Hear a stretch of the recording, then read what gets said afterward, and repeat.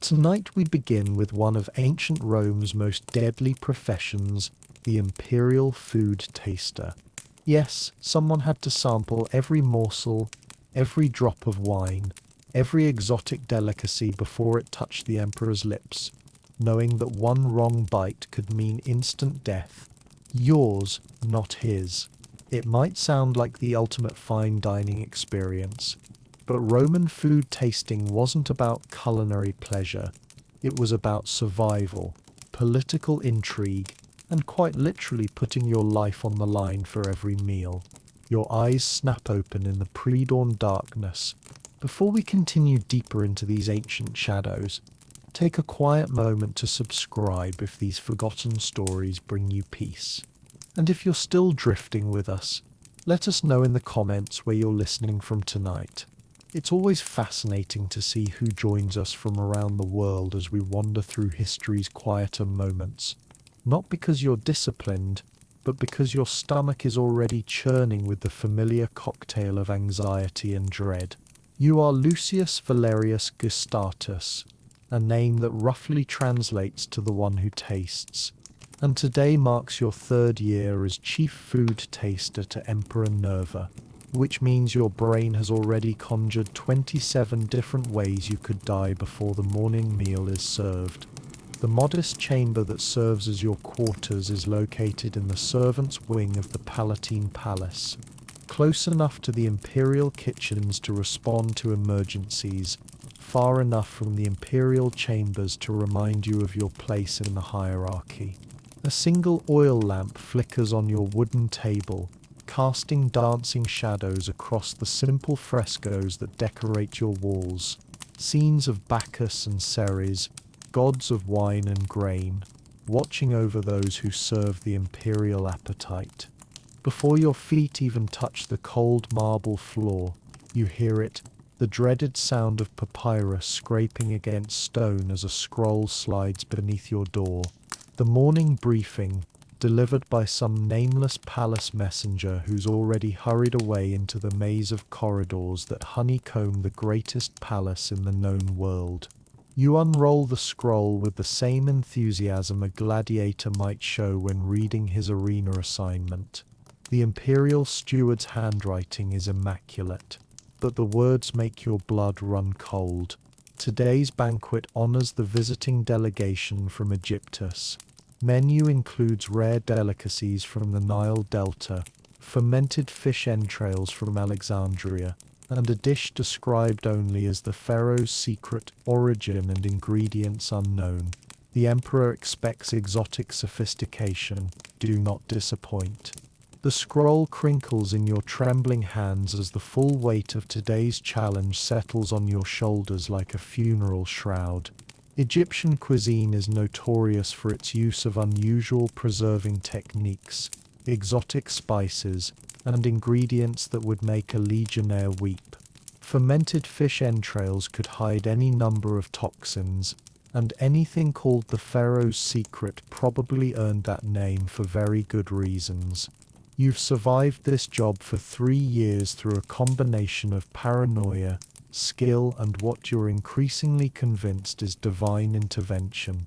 In that time, you've detected 7 different poisoning attempts, prevented 4 diplomatic incidents involving allegedly spoiled wine, and once saved the emperor's life by recognizing the distinctive bitter almond scent of cyanide in what appeared to be innocent honey cakes.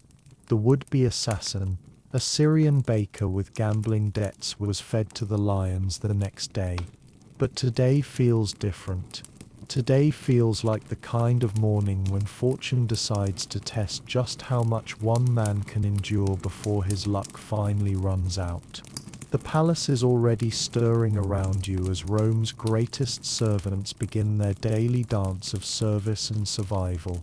Somewhere in the kitchens below, the head cook Gaius Aquilius is probably screaming at his assistants about the proper temperature for exotic oils. In the wine cellars, the sommelier Marcus Vinius is selecting amphorae with the concentration of a general choosing weapons for battle. And in the imperial chambers high above, Emperor Nerva is likely awake and already contemplating the political implications of today's Egyptian banquet. You splash cold water on your face from the bronze basin beside your bed, trying to shock yourself into full alertness. The water is fresh from the palace's private aqueduct, piped directly from the hills outside Rome and tested daily for purity. Even the water you wash with receives more scrutiny than most citizens' drinking supply. Your reflection in the polished bronze mirror shows the face of a man who's aged rapidly over the past 3 years. Where once you had the soft features of a minor patrician's son, you now bear the lean, worried expression of someone who's made a career out of controlled terror. Your hair, once thick and dark, now shows premature streaks of grey at the temples. Your eyes, once bright with youthful ambition, now carry the haunted look of a man who's seen too many close calls. The irony of your position isn't lost on you. You grew up in a comfortable villa outside Ostia, the son of a modestly successful olive oil merchant. Your education was thorough if not exceptional. Rhetoric, mathematics, basic Greek, and enough philosophy to hold conversations with cultured people. You came to Rome seeking advancement in the imperial bureaucracy, perhaps a posting in the treasury or the provincial administration. Instead, you found yourself volunteering for what seemed like an easy position when your money ran low and your connections failed to produce results. Food taster to the emperor, the job description had read. Excellent pay, palace accommodation, opportunity to dine on the finest cuisine in the empire. What they failed to mention was that finest cuisine often included experimental dishes from the far corners of the known world, prepared by cooks who sometimes confused exotic with potentially lethal. Your predecessor lasted only 8 months before a dish of supposedly fresh mussels from Gaul sent him into convulsions that ended with his funeral pyre burning beside the Tiber. The official cause of death was listed as natural causes, but everyone in the palace knew the truth. The mussels had been deliberately contaminated with some kind of shellfish toxin, part of a plot by Gallic rebels to strike at the heart of Roman power. You dress quickly in your official uniform, a simple white tunic marked with the golden wheat sheaf that symbolizes your role as guardian of the imperial appetite. The fabric is fine linen, Egyptian ironically enough, and the cut is designed to allow for quick movement if you need to rush to assist during a poisoning emergency. A leather belt holds your most important tools, a silver spoon for tasting, a small vial of activated charcoal for emergency poisoning treatment, and a bronze whistle to summon medical help. As you lace up your leather sandals, you can hear the palace coming alive around you. Footsteps echo in distant corridors as hundreds of servants, slaves, guards, and officials begin their daily routines. Somewhere, a kitchen slave is probably dropping a tray of pottery and earning a beating from his supervisor. In the guard quarters, Praetorians are checking their weapons and discussing the day's security arrangements. The great machine of imperial power is grinding into motion, and you are one small but crucial cog in that magnificent, terrifying apparatus. The morning air carries the scent of baking bread from the palace kitchens, usually a comforting smell that reminds you of home and childhood. But today, even that familiar aroma seems ominous. Every grain of wheat, every drop of oil, every pinch of salt that will touch the emperor's lips today must first pass through yours. And if the Egyptian delegation has brought ingredients you've never encountered before, you'll be conducting your taste tests in uncharted culinary territory. You offer a quick prayer to Fortuna, goddess of luck, and to Salus, goddess of health and safety. In your 3 years of service, you've developed quite a relationship with the divine powers that govern survival and success. Your small shrine includes offerings to both goddesses, along with a few coins left for Mercury, who governs safe travel, and you consider every meal a journey into potentially dangerous territory. The scroll in your hand crackles again as you roll it up, and you notice your palms are already sweating despite the cool morning air. Somewhere in the kitchens below, exotic ingredients from the Nile Delta are waiting for your inspection. Somewhere in the palace, Egyptian diplomats are preparing for a banquet that could determine trade relationships, military alliances, and the fate of thousands of people across the Mediterranean. And somewhere in your chest, your heart is beating just a little too fast as you prepare to begin another day in the most dangerous dining job in the Roman Empire. You step out of your chamber and begin the walk toward the kitchens, your sandals clicking against marble floors that have witnessed the rise and fall of emperors. Today, like every day, you'll stand between the most powerful man in the world and anyone who might want him dead. The only question is whether you'll live to see tomorrow's sunrise. The imperial kitchens stretch before you like a vision of organized chaos. Steam rises from bronze cauldrons large enough to bathe in, while dozens of slaves and freedmen scurry between preparation stations with the urgent precision of soldiers preparing for battle. The air is thick with the aroma of roasting meat, exotic spices, and something that smells suspiciously like rotting fish, which, given today's Egyptian menu, might actually be a delicacy. Gaius Aquilius, the head cook, spots you the moment you enter and rushes over with the frantic energy of a man whose career depends on pleasing the most powerful and paranoid ruler in the known world. His face is already flushed red from the kitchen heat, and his toga is stained with what you desperately hope is just olive oil and wine.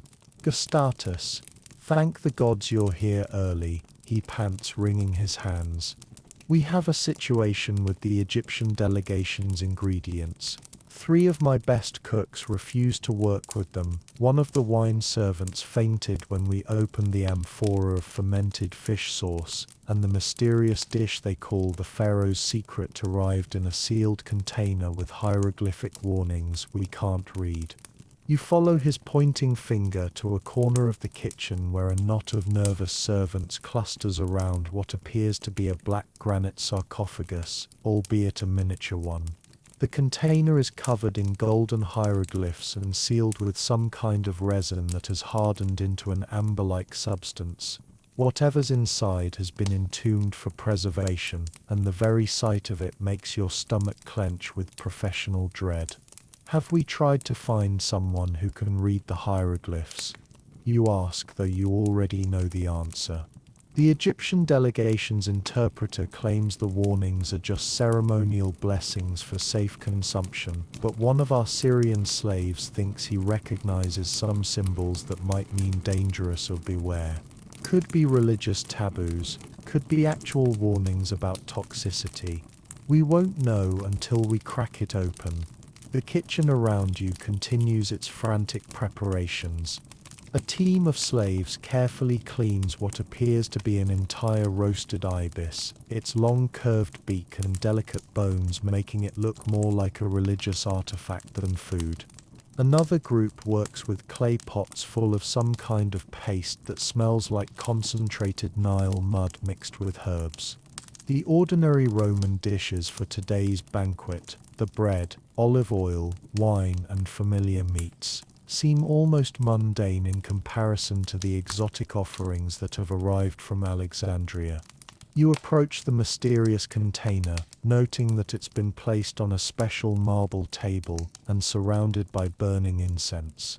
The hieroglyphs dance in the flickering light, ancient symbols that could be conveying anything from recipes to curses. The container itself is clearly valuable, real granite, real gold inlay, crafted by skilled artisans who understood both preservation and presentation. What do we know about the delegation that brought this? You ask Aquilius. Led by a man called Kenti Ka, claims to be a high priest of Ptah from Memphis. arrived 3 days ago with a caravan that included 20 camels, 40 guards, and enough exotic ingredients to feed half of Alexandria. The emperor granted them an audience specifically because they promised to demonstrate the divine foods that grant pharaohs their immortality. Your blood chills at the word immortality. In your experience, anyone who promises magical properties for food is either deluded or planning something nefarious.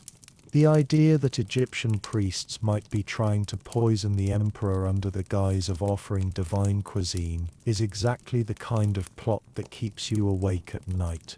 And Emperor Nerva specifically requested that all their offerings be served at today's banquet. Every single dish. He wants to demonstrate Roman appreciation for Egyptian culture, strengthen diplomatic ties, maybe secure better grain shipments from the Nile Delta. Political necessity disguised as culinary adventure. You walk around the container, examining it from every angle. The craftsmanship is extraordinary, hieroglyphs carved deep into the stone, filled with gold, and polished to a mirror shine. Whatever's inside was clearly important enough to warrant this level of protection and presentation, but importance doesn't necessarily mean safety. The other Egyptian dishes are equally challenging. The fermented fish sauce sits in a specially designed amphora that allows gases to escape here, always a concerning feature in preserved foods. The paste that smells like mud turns out to be something called sacred lotus root preserve, made from plants that grow in temple pools and have been fermented with honey and wine for several months. Then there's the ibis. In Egypt, these birds are sacred to Thoth, god of wisdom and writing. Serving one at a Roman banquet could be seen as either an honor or a sacrilege, depending on your perspective. The preparation involves stuffing the bird's cavity with herbs, nuts, and what appears to be papyrus scrolls, though hopefully not ones containing actual writing. Have any of your staff sampled these ingredients yet? You ask, dreading the answer. We were waiting for you. Standard protocol, nothing touches Roman lips until it's passed through yours first. You nod grimly. This is why you earn triple the salary of most palace servants. In the next few hours, you'll need to systematically test every exotic ingredient, identify potential toxins, assess proper preparation methods, and determine safe portion sizes for imperial consumption. Each bite could be your last, but each approval could strengthen Rome's relationship with one of its most important provinces. The kitchen staff watches you with a mixture of respect and pity. They know what you're about to undertake, and they're grateful it's not their job. Some of the younger slaves cross themselves or touch protective amulets when they think you're not looking. To them, you're either incredibly brave or incredibly foolish. Possibly both. A commotion near the wine storage draws your attention.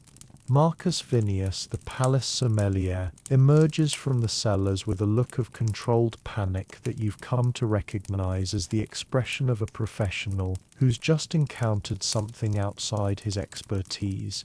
Gustatus, we need to discuss the Egyptian wines, he announces. They've brought something they call wine of the gods that's unlike anything I've ever encountered. It's thick as honey, dark as blood, and when I tried to smell it, the vapors made my eyes water for an hour.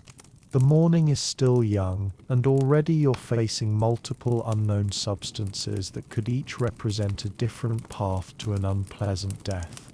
The mysterious sealed container, the fermented fish sauce, the sacred bird, the lotus preserve, and now divine wine that makes experienced wine experts weep. You take a deep breath, tasting the complex mixture of aromas that fills the kitchen air. Somewhere in this symphony of scents could be the signature of poison, the telltale notes that might save the emperor's life and your own. But first you need to establish some kind of systematic approach to testing these exotic offerings without killing yourself in the process. Right, you announce to the assembled kitchen staff, we're going to take this slowly and methodically. No one touches anything without my direct approval. Marcus, bring me a small sample of that divine wine. Aquilius, prepare your smallest tasting portions of each Egyptian dish. And someone find me a priest who can read hieroglyphs properly. I don't care if we have to drag him out of the temple of Isis. The kitchen explodes into activity as your orders are carried out. Today's banquet will either be remembered as a triumph of international cuisine or as the day the emperor's food taster finally met his match. Either way, you're about to find out just how divine Egyptian food really is.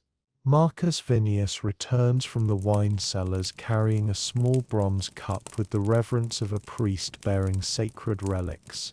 The liquid inside moves like thick syrup, catching the light from the kitchen fires with an almost unnatural gleam. As he approaches, you catch the first whiff of its aroma, sweet cloying, with undertones that remind you simultaneously of funeral incense and fermented fruit. The Egyptians claim this wine is made from grapes grown in temple vineyards and blessed by priests of Osiris, Marcus explains, his voice tight with professional skepticism. They say it's aged in sacred alabaster jars buried beneath pyramid foundations for 7 years. The delegation's interpreter insists that pharaohs drink this to commune with the gods and gain divine wisdom.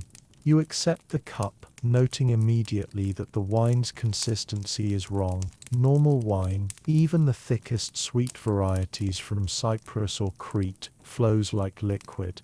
This moves like honey mixed with blood, coating the sides of the bronze vessel in thick rivulets that seem to glow with their own inner light. Did they explain the unusual thickness, you ask, swirling the contents gently? They mentioned something about sacred resins being added during fermentation, along with herbs that grow only in temple gardens. When I pressed for specifics, they became evasive and started talking about trade secrets protected by religious oaths. The kitchen has grown quieter around you as word spreads that you're about to test the mysterious wine. Even the normally chattering slaves have reduced their conversations to whispers, and you notice several making quick gestures to ward off evil. The reputation of Egyptian magic runs deep in Roman culture, respected and feared in equal measure. You bring the cup closer to your face, inhaling deeply to analyze the complex bouquet. The sweetness hits first, not the clean sweetness of grape juice or honey, but something heavier, more cloying. Beneath that, you detect notes that make your professional instincts scream warnings: bitter almonds, which could indicate cyanide compounds, a metallic tang that might suggest mineral contamination, and something else, something organic and unsettling that reminds you of the scent that clings to burial chambers. Has anyone else attempted to taste this? You ask, though you suspect you already know the answer. The delegation's interpreter took a ceremonial sip during the presentation to Emperor Nerva, but only a few drops. He said consuming larger quantities requires proper spiritual preparation and shouldn't be attempted by those not trained in the sacred mysteries. Translation: either this wine requires specific antidotes or preparation to consume safely, or it's part of an elaborate poisoning plot disguised as religious ceremony. Neither possibility fills you with confidence. You set the cup down and move to examine the amphora it came from. The vessel itself is a work of art, black pottery decorated with golden hieroglyphs and sealed with a complex system of wax, resin, and what appears to be actual gold foil. The craftsmanship suggests this wine is extraordinarily valuable, which could either indicate its legitimacy or the length someone might go to for a successful assassination. Tell me about the delegation's behavior when they presented this. You instruct Marcus while continuing your examination. Strange, even by diplomatic standards. The high priest Kentikar spoke in riddles, mixing Egyptian religious references with vague promises about trade benefits. He seemed more interested in ensuring the wine was served to Emperor Nerva personally than in discussing commercial arrangements. And he specifically requested that it be consumed during the evening's final toast. A chill runs down your spine. The final toast at imperial banquets is always drunk by everyone simultaneously, emperor, guests, and often the entire serving staff. If someone wanted to poison not just Nerva but his entire inner circle, that would be the perfect moment. A single contaminated batch of wine could decapitate the Roman government in one coordinated strike. You lift the cup again, studying the way light plays through the thick liquid. In your 3 years as imperial food taster, you've developed an almost supernatural sensitivity to visual cues that indicate danger. This wine exhibits several concerning characteristics: unusual viscosity that could hide foreign substances, color variations that might indicate chemical reactions, and an oily sheen on the surface that suggests the presence of compounds that don't naturally occur in fermented grape juice. Has the delegation provided any documentation about the wine's production methods, you ask? They presented scrolls covered in hieroglyphs, claimed to be ancient recipes passed down through generations of temple priests. Our Egyptian translator says they appear authentic, but admits his knowledge of religious texts is limited. The complexity of the situation weighs on you like a lead cloak. You're not just tasting wine, you're conducting a diplomatic investigation with potentially imperial consequences. Rejecting the Egyptian offerings could insult valued allies and damage crucial trade relationships. Approving them without proper testing could result in the assassination of the emperor and the collapse of the Roman state. A young kitchen slave approaches nervously, carrying a small silver spoon and a plate of bread. "Gustatus, sir." The head cook suggests using these to cleanse your palate between tastings. And he's prepared activated charcoal mixed with goat's milk in case you need it quickly. The charcoal mixture is a standard antidote for many common poisons, though its effectiveness against unknown Egyptian compounds is questionable. Still, having it readily available provides some psychological comfort as you prepare to risk your life for the sake of imperial security. You decide to start with the smallest possible amount, a single drop placed on the tip of your tongue. The wine hits your taste buds like a liquid assault, flooding your mouth with sensations that seem to bypass normal flavor pathways and strike directly at your nervous system. The sweetness is overwhelming, but beneath it lurks bitterness that makes your teeth ache and a burning sensation that spreads across your tongue like liquid fire. Your immediate reaction is to spit out the wine, but professional discipline forces you to hold it in your mouth long enough to analyze the full range of tastes and sensations. The burning intensifies, spreading to your gums and the roof of your mouth. Your salivary glands respond with a flood of saliva, your body's natural attempt to dilute whatever foreign substance has invaded your system.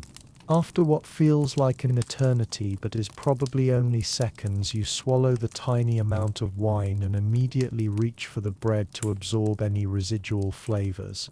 The burning sensation follows the wine down your throat, leaving a trail of heat that settles uncomfortably in your stomach. "Well?" Marcus asks, his voice tight with concern.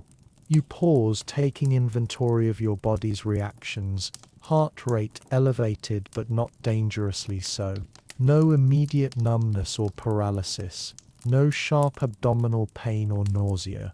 The burning sensation is intense but doesn't seem to be spreading beyond your digestive tract. It's complex, you manage, your voice slightly hoarse from the wine's assault.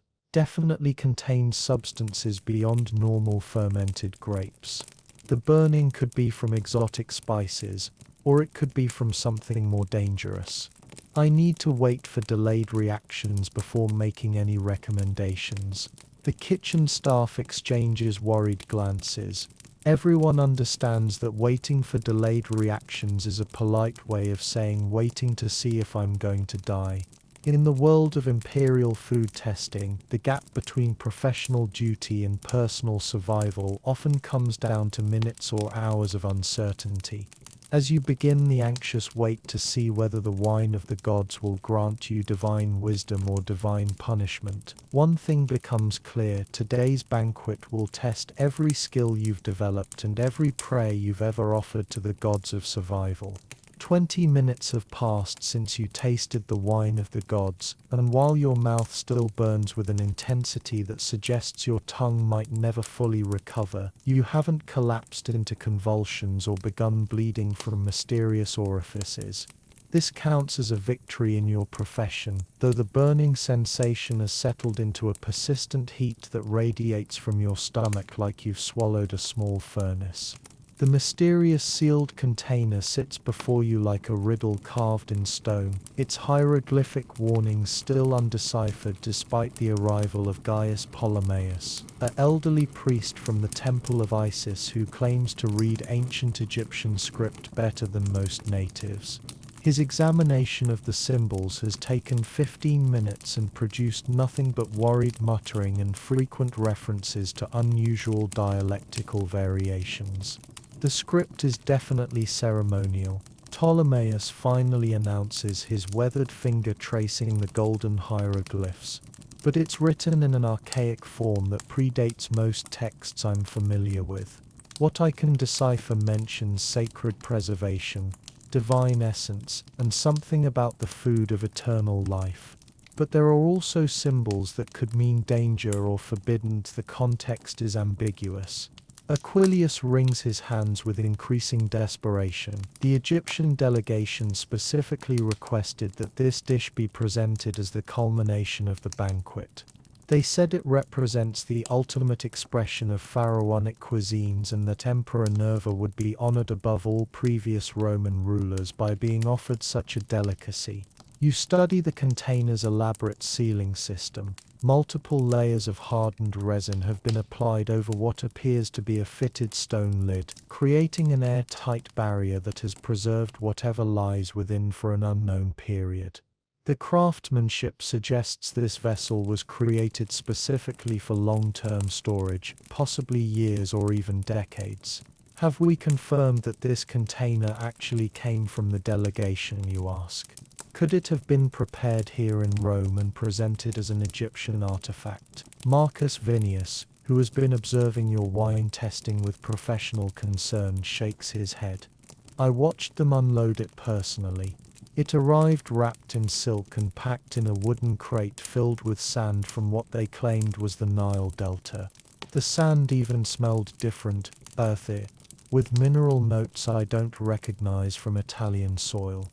The attention to detail in the presentation suggests either complete authenticity or an extraordinarily sophisticated deception. Either the Egyptians have genuinely brought a priceless culinary treasure from their homeland, or someone has invested enormous effort in creating a convincing fake for purposes that probably don't bode well for imperial digestion. A younger kitchen slave approaches nervously. "Sir, should we begin cracking the seal?" The delegation's interpreter said the contents must be consumed within 2 hours of opening, or the divine essence will dissipate and the food will lose its sacred properties. Time pressure. Another classic element of poisoning plots. Rushing the tasting process reduces your ability to conduct thorough safety checks and increases the likelihood of missing subtle warning signs. But it could also indicate that whatever's inside genuinely deteriorates rapidly when exposed to air, like certain fermented foods or delicate preserves. You make the decision to proceed. Very well. Break the seal carefully, but don't open the container completely until I've examined the initial exposure, and have that charcoal mixture ready. Micius, if this goes badly, I want antidotes available immediately. Aquilius selects a bronze chisel and begins carefully chipping away at the hardened resin. The work is delicate. Too much force could damage whatever lies within. Too little might not create an adequate opening for examination. As the first crack appears in the seal, a faint aroma begins to escape, so subtle you almost miss it beneath the kitchen's complex symphony of scents. The smell is unlike anything you've encountered in 3 years of testing exotic cuisines. Sweet, but not like fruit or honey, more like flowers that have been dried and mixed with spices you can't identify. There's also an earthy undertone that reminds you of rich soil after rain, and something else that tickles the back of your throat and makes you want to sneeze. "Can you smell that?" you ask the assembled staff. Several nod, their expressions ranging from curiosity to concern. Ptolemaeus inhales deeply and frowns. "It reminds me of the incense we burn during certain religious ceremonies, but more complex. There are notes I associate with myrrh and frankincense, but also something organic, almost like preserved meat, but not unpleasant." As more of the seal breaks away, the aroma intensifies. It's not nauseating, which provides some relief, but it's definitely unlike any preserved food you've encountered. The complexity suggests multiple ingredients that have been aged together, possibly for years, creating new chemical compounds through slow fermentation or decomposition.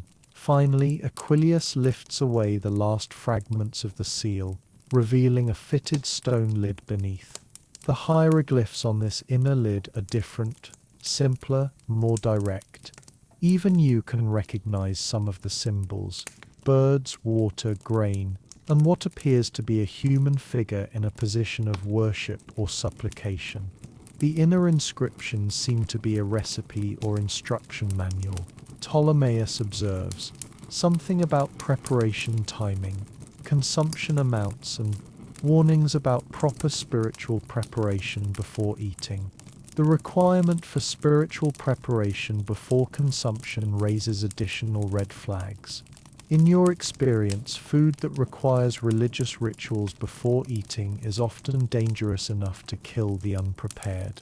This could be a legitimate cultural practice, or it could be a clever way of suggesting that only certain people should survive the consumption process. With extreme care, you lift the stone lid. The contents are revealed in all their mysterious glory. A dark, paste-like substance that gleams with an oily sheen studded with what appear to be preserved fruits, nuts, and possibly small pieces of meat. The consistency resembles thick honey mixed with finely ground ingredients, and the color ranges from deep brown to almost black. The aroma becomes overwhelming as the container opens fully. Your eyes begin to water, not from chemical irritation but from the sheer intensity of the scent. It's like breathing in the concentrated essence of an Egyptian temple incense, spices, preserved foods, and something indefinably ancient. "How much am I supposed to test?" you ask, though you suspect the answer won't be reassuring. Ptolemaeus consults the hieroglyphic instructions. According to this, a sacred portion would be approximately the size of a walnut. But it also mentions that consuming larger amounts without proper preparation could result in communion with the gods Mons, which could mean spiritual enlightenment or death, depending on your perspective. You select your smallest silver spoon and approach the mysterious paste. Whatever happens next will either demonstrate the sophistication of Egyptian culinary arts or provide a very expensive lesson in the limits of professional food tasting. The pharaoh's secret awaits, and you're about to discover whether some secrets are worth keeping. You lift the smallest possible portion of the pharaoh's secret on your silver spoon, noting how the paste clings to the metal like it's reluctant to be separated from the main mass. In the flickering light of the kitchen fires, the substance seems to shimmer with its own inner luminescence, though that could be your imagination working overtime in response to professional terror. The assembled kitchen staff has grown completely silent, creating an atmosphere more appropriate for a religious sacrifice than culinary testing. Even the normal sounds of food preparation have ceased as dozens of slaves and freedmen focus their attention on your next move. You've become the unwilling star of the most dangerous dinner theatre in the Roman Empire. Remember, Ptolemaeus whispers urgently, the inscriptions mention that the effects can be profound. If you experience visions, hallucinations, or unusual sensations, they may be intentional rather than signs of poisoning. This information would be more comforting if it didn't suggest that you're about to voluntarily consume a substance designed to alter your mental state. In your professional experience, anything that promises to change your consciousness is rarely safe for imperial consumption, regardless of its cultural significance. You bring the spoon to your mouth, noting that the paste's aroma intensifies dramatically at close range. The smell is so complex and overwhelming that your brain struggles to process all the individual components. Honey, dates, figs, some kind of fermented meat, exotic spices that don't exist in Roman cuisine, and underneath it all something that smells distinctly like the interior of an ancient tomb. The moment the paste touches your tongue, you understand why this dish requires spiritual preparation. The flavor doesn't just fill your mouth, it seems to bypass your normal taste receptors and strike directly at some deeper part of your nervous system. It's intensely sweet, but not in any way you've ever experienced. The sweetness carries weight, substance, like you're tasting concentrated time itself. As you chew carefully, analyzing each component, the complexity becomes almost overwhelming. You identify preserved dates and figs, chopped nuts that might be almonds or pistachios, and what's definitely some form of meat that's been aged so long it's transformed into something entirely new. But there are other flavors, spices and herbs that don't exist in Roman markets, substances that make your tongue tingle and your sinuses clear with startling efficiency. The strangest part is how the flavors seem to evolve as you chew.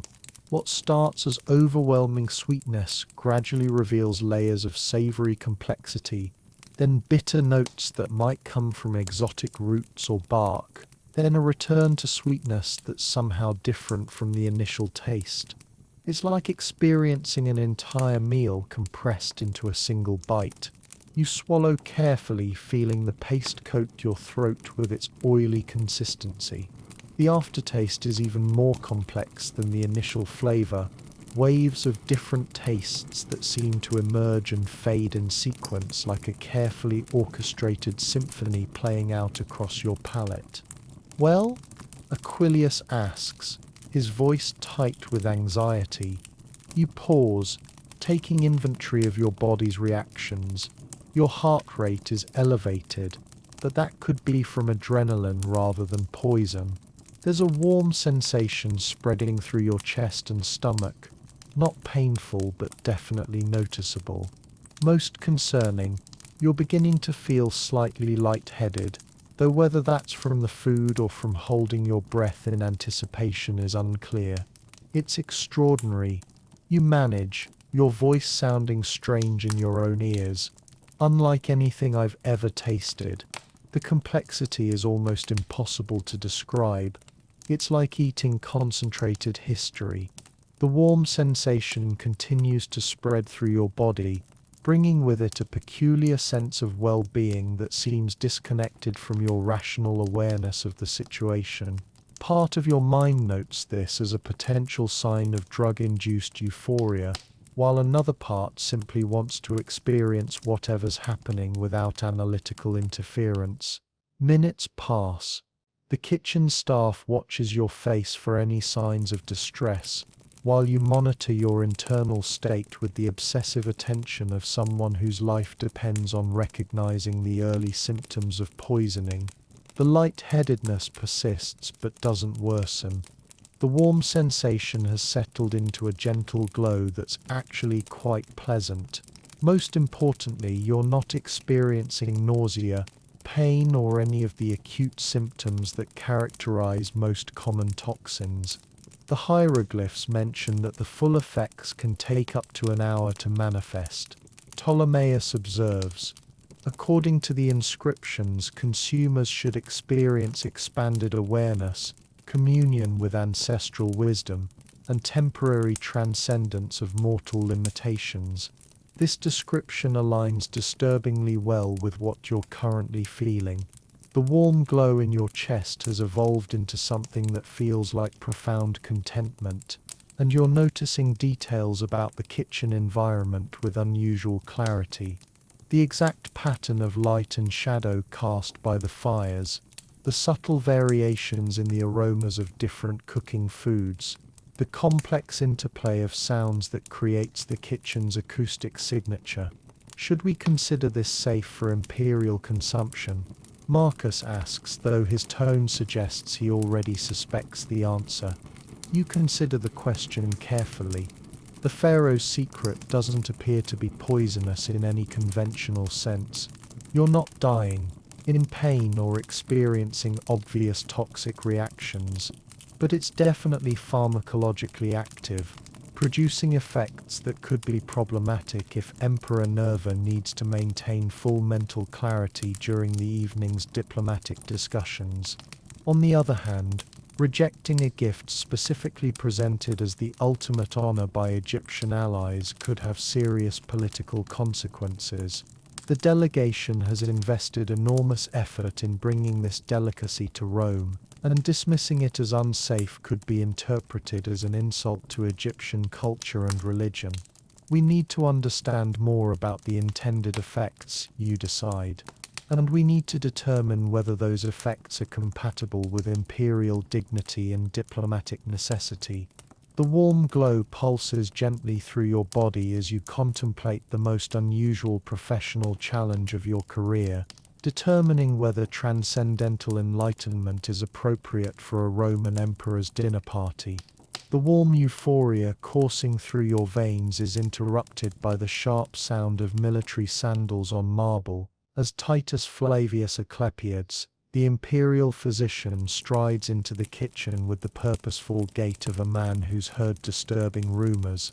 His arrival sends a ripple of nervous energy through the assembled staff, and you feel your chemically enhanced sense of well-being collide with a very rational surge of professional anxiety. Gustatus, he calls out, his Greek-accented Latin carrying the authority of someone who's saved more lives than most battlefield surgeons. I've received word that you're testing substances described as divine food and wine of the gods. Please tell me you haven't been sampling hallucinogenic compounds without proper medical supervision. The physician's sharp eyes immediately focus on your face, and you realize that whatever the pharaoh's secret is doing to your consciousness, it's probably visible in your expression. Asclepiades has spent 15 years treating everything from exotic poisonings to recreational drug overdoses among Rome's elite, and he can read the signs of altered mental states like a scholar reading Greek texts. The effects appear to be consciousness expanding rather than toxic, you report, trying to sound more professional than you feel. No nausea, no pain, no obvious signs of poisoning, but there are definitely psychoactive properties that could affect imperial judgment. As Asclepiades approaches with the clinical detachment of someone examining an interesting medical specimen, he checks your pulse, examines your eyes, and asks you to extend your arms and touch your nose with your finger, standard tests for coordination and cognitive function. Pupils slightly dilated but responsive, he notes aloud. Pulse elevated but steady. Coordination appears normal. Speech patterns unchanged. He pauses, studying your face more carefully. But there's definitely something different about your effect. You seem unusually calm for someone who's just consumed an unknown substance from a civilization famous for its sophisticated poisons. The observation is disturbingly accurate. Despite the rational part of your mind screaming that you should be terrified about consuming mysterious Egyptian compounds, you feel remarkably peaceful about the entire situation. It's as if the pharaoh's secret has wrapped your anxiety in soft cotton, muffling your natural paranoia, without eliminating your ability to think clearly. Tell me about the preparation process. Asclepiades demands, turning to Aquilius. What exactly went into this concoction? The head cook wrings his hands nervously. According to the Egyptian delegation, it's made from dates, figs, honey, almonds, preserved ibis meat, lotus seeds and various sacred herbs that grow only in temple gardens. The mixture is aged for 7 years in sealed containers blessed by priests of Thoth. Lotus seeds. Asclepiades repeats with obvious concern. Did they specify which variety of lotus? Because certain species contain compounds that produce profound alterations in consciousness, and others are merely nutritious. Ptolemaeus consults his hieroglyphic translations. The inscriptions mention sacred lotus of the temple pools and flowers that open the mind to divine wisdom. There are also references to preparation methods that involve careful extraction of essential essences. The physician's expression grows increasingly grim. It sounds like we're dealing with blue lotus minfire caerulea, which the Egyptians have used for centuries in religious ceremonies. The compounds in those flowers can produce euphoria, enhance sensory perception, and mild hallucinogenic effects. Combined with fermented foods and aged in sealed containers, the potency could be significantly concentrated. This explanation aligns perfectly with your current state of consciousness. The enhanced clarity, the unusual sense of well-being, the feeling that you're perceiving familiar surroundings with new depth and detail, all classic effects of psychoactive lotus preparations. Is it dangerous? You ask, though the question feels almost academic, given your current peaceful acceptance of whatever fate awaits. Not in the sense of acute toxicity, Asclepiades replies, but serving mind-altering substances to Emperor Nerva during a diplomatic banquet could have catastrophic consequences. Imagine if he begins experiencing visions or unusual insights while negotiating with Egyptian ambassadors. At best, it would be diplomatically embarrassing. At worst, it could be interpreted as an assassination attempt through chemical manipulation. The political implications crash through your lotus-enhanced serenity like cold water. You hadn't fully considered how the Egyptian delegation might benefit from having the Roman emperor in an altered state of consciousness during negotiations. A leader experiencing divine visions might be more susceptible to suggestion, more likely to make impulsive decisions or more willing to agree to terms he would normally reject. Could this be a deliberate plot? You ask, your professional paranoia finally reasserting itself despite the chemical calm. Asclepiades considers the question carefully. The line between religious ceremony and political manipulation has always been thin in Egyptian culture. They could genuinely believe they're offering a sacred honor, or they could be attempting subtle influence through pharmacological means. The effect would be the same either way. A commotion near the kitchen entrance draws everyone's attention. A young slave rushes in with the kind of urgent energy that usually means crisis or catastrophe. The Egyptian delegation is requesting an audience with the food taster, he announces breathlessly. The high priest Kentikar says he needs to provide essential guidance for proper consumption of the sacred offerings before tonight's banquet begins. The timing feels suspiciously convenient. Just as you're discovering the psychoactive properties of their gifts, the Egyptians want to speak with you privately. This could be innocent concern for proper cultural protocols, or it could be an attempt to ensure their chemical manipulation proceeds according to plan. Tell them I'll meet with them in the small dining chamber. You decide, your lotus-enhanced intuition suggesting that direct confrontation might reveal more than diplomatic evasion, but arrange for guards to be present, minted discreetly positioned but ready to intervene if necessary. As you prepare to face the Egyptian delegation while under the influence of their own sacred substances, you realize that tonight's banquet has evolved far beyond simple food safety. You're now navigating a complex web of religious practice, political manipulation, and chemical warfare disguised as culinary diplomacy. The pharaoh's secret is revealing more secrets than you bargained for, and the evening is just beginning.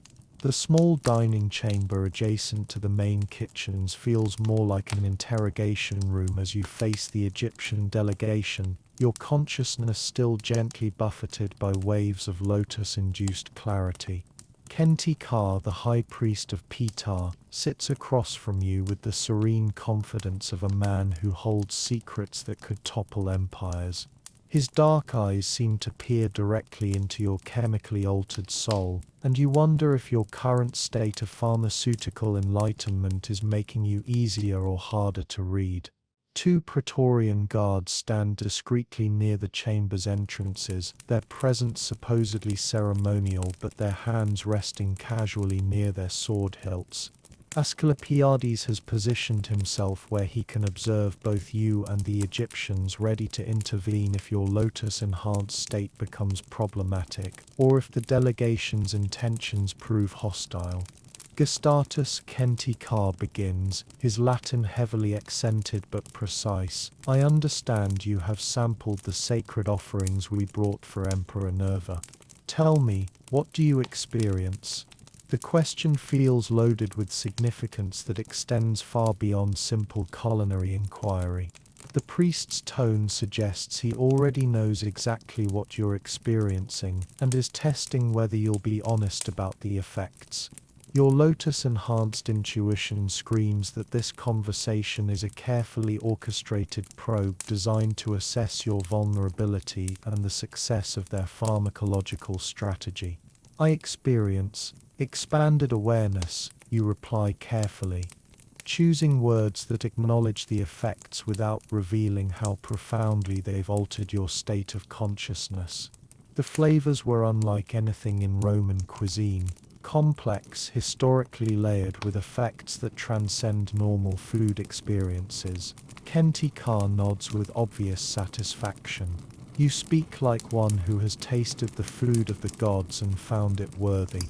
This is good, but tell me, do you understand the sacred significance of what you have consumed?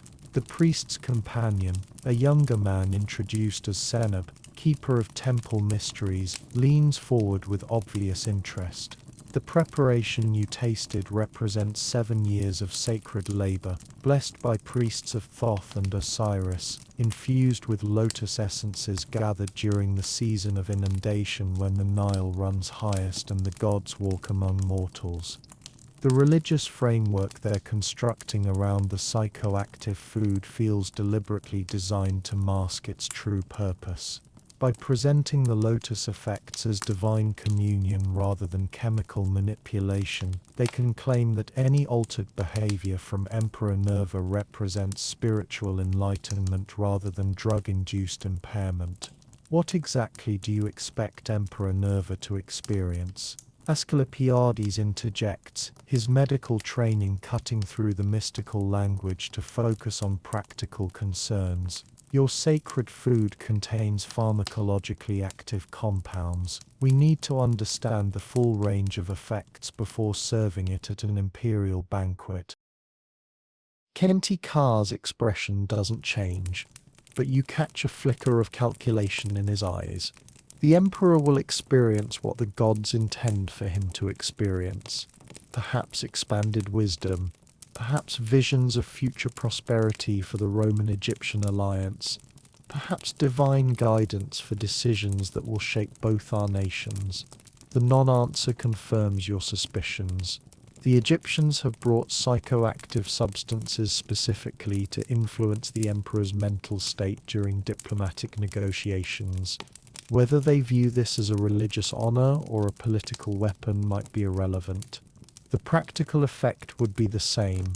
In our culture, Seneb adds, great leaders often consume sacred foods before making important decisions.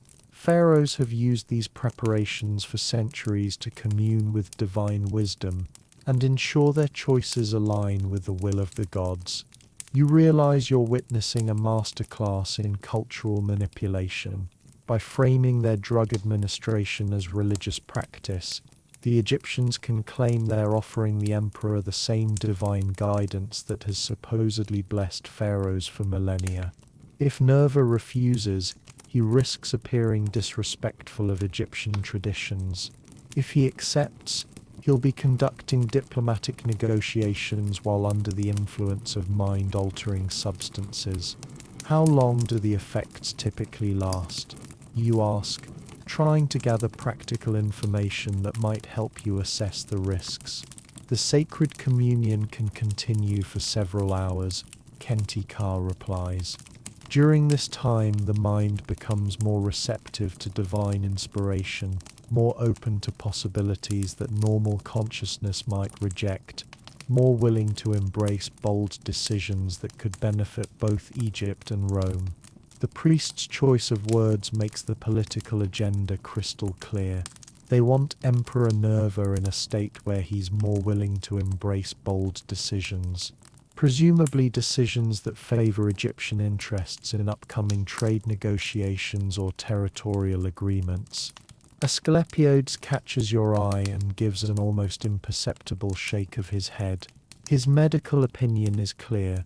Serving psychoactive substances to the emperor during a diplomatic banquet would be catastrophically irresponsible, regardless of the cultural context or religious significance. But you're also acutely aware of the political complications. The Egyptian delegation has invested enormous resources in bringing these sacred offerings to Rome. Rejecting them could be interpreted as an insult to Egyptian religion and culture, potentially damaging relationships with one of Rome's most important provinces and trading partners. Perhaps you suggest carefully, we could arrange for Emperor Nerva to experience a smaller portion, enough to show respect for Egyptian traditions without overwhelming his capacity for diplomatic discussion. Kenti Carr's smile doesn't reach his eyes. The sacred foods lose their divine properties if consumed in insufficient quantities. To receive the gods' wisdom, one must be willing to accept their full gift. The ultimatum is clear. Either serve the emperor a full dose of psychoactive compounds, or reject the Egyptian offerings entirely and face the diplomatic consequences. There's no middle ground, no compromise that would satisfy both Roman security concerns and Egyptian cultural expectations. As you sit in that tension-filled chamber, your lotus-enhanced perception picking up subtle details about body language and hidden meanings, you realize that tonight's banquet has become a test of wills between two ancient civilizations, with you serving as the unwilling arbitrator who must choose between poisoning your emperor and insulting your allies. The weight of imperial survival rests on your chemically altered shoulders, and the evening's first course hasn't even been served. The meeting with the Egyptian delegation is interrupted by the sharp staccato of military boots approaching at double time. Centurion Marcus Brutus Maximus, commander of the emperor's personal security detail, appears in the doorway with the grim expression of a man who's just received intelligence that could reshape the evening's entire agenda. Gustatus, I need to speak with you immediately, he announces, his eyes flicking meaningfully toward the Egyptians.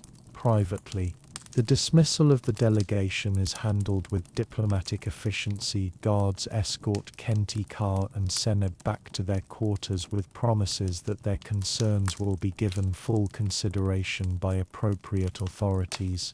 But their parting expressions suggest they understand exactly what this security intervention means for their carefully orchestrated plan. Once the chamber is clear, Maximus delivers news that cuts through your lotus-enhanced calm like a gladius through silk. We've intercepted communications suggesting tonight's banquet may be more than a diplomatic dinner, he reports. Our informants in Alexandria have sent word that a faction of Egyptian priests opposes the current pharaoh's alliance with Rome and may be using this delegation to advance their own agenda.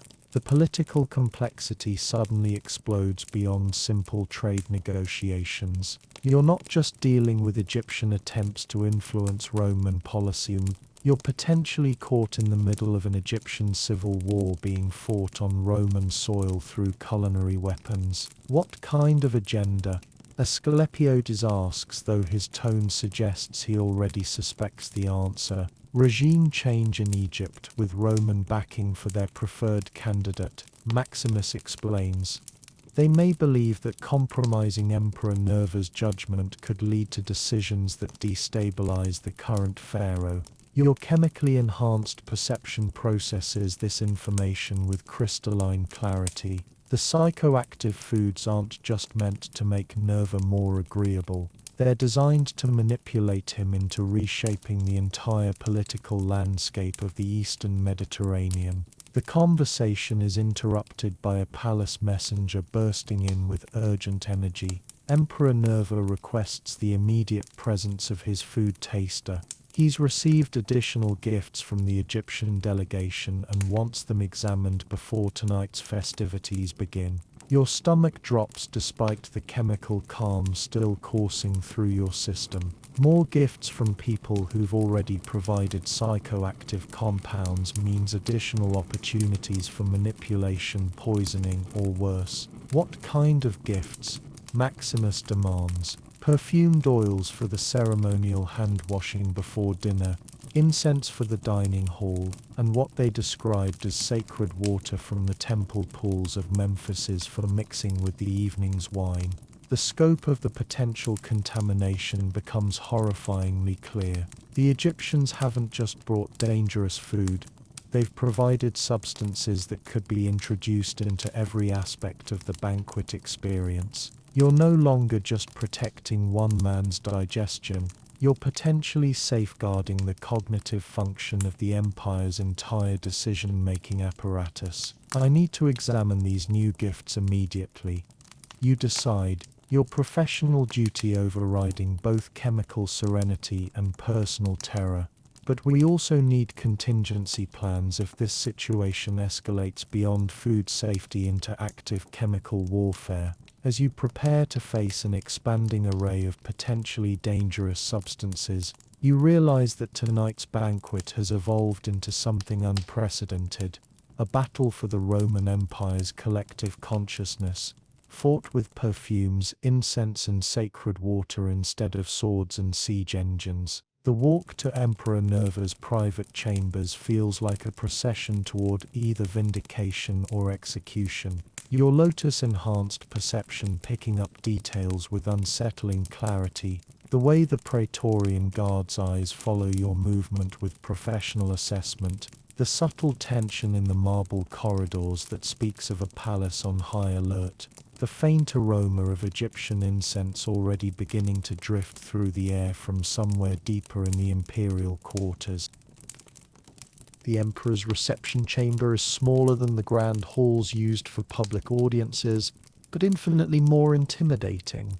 Nerva sits behind a desk of polished ebony, inlaid with ivory, his weathered hands sorting through scrolls, while his sharp eyes catalogue every detail of your appearance.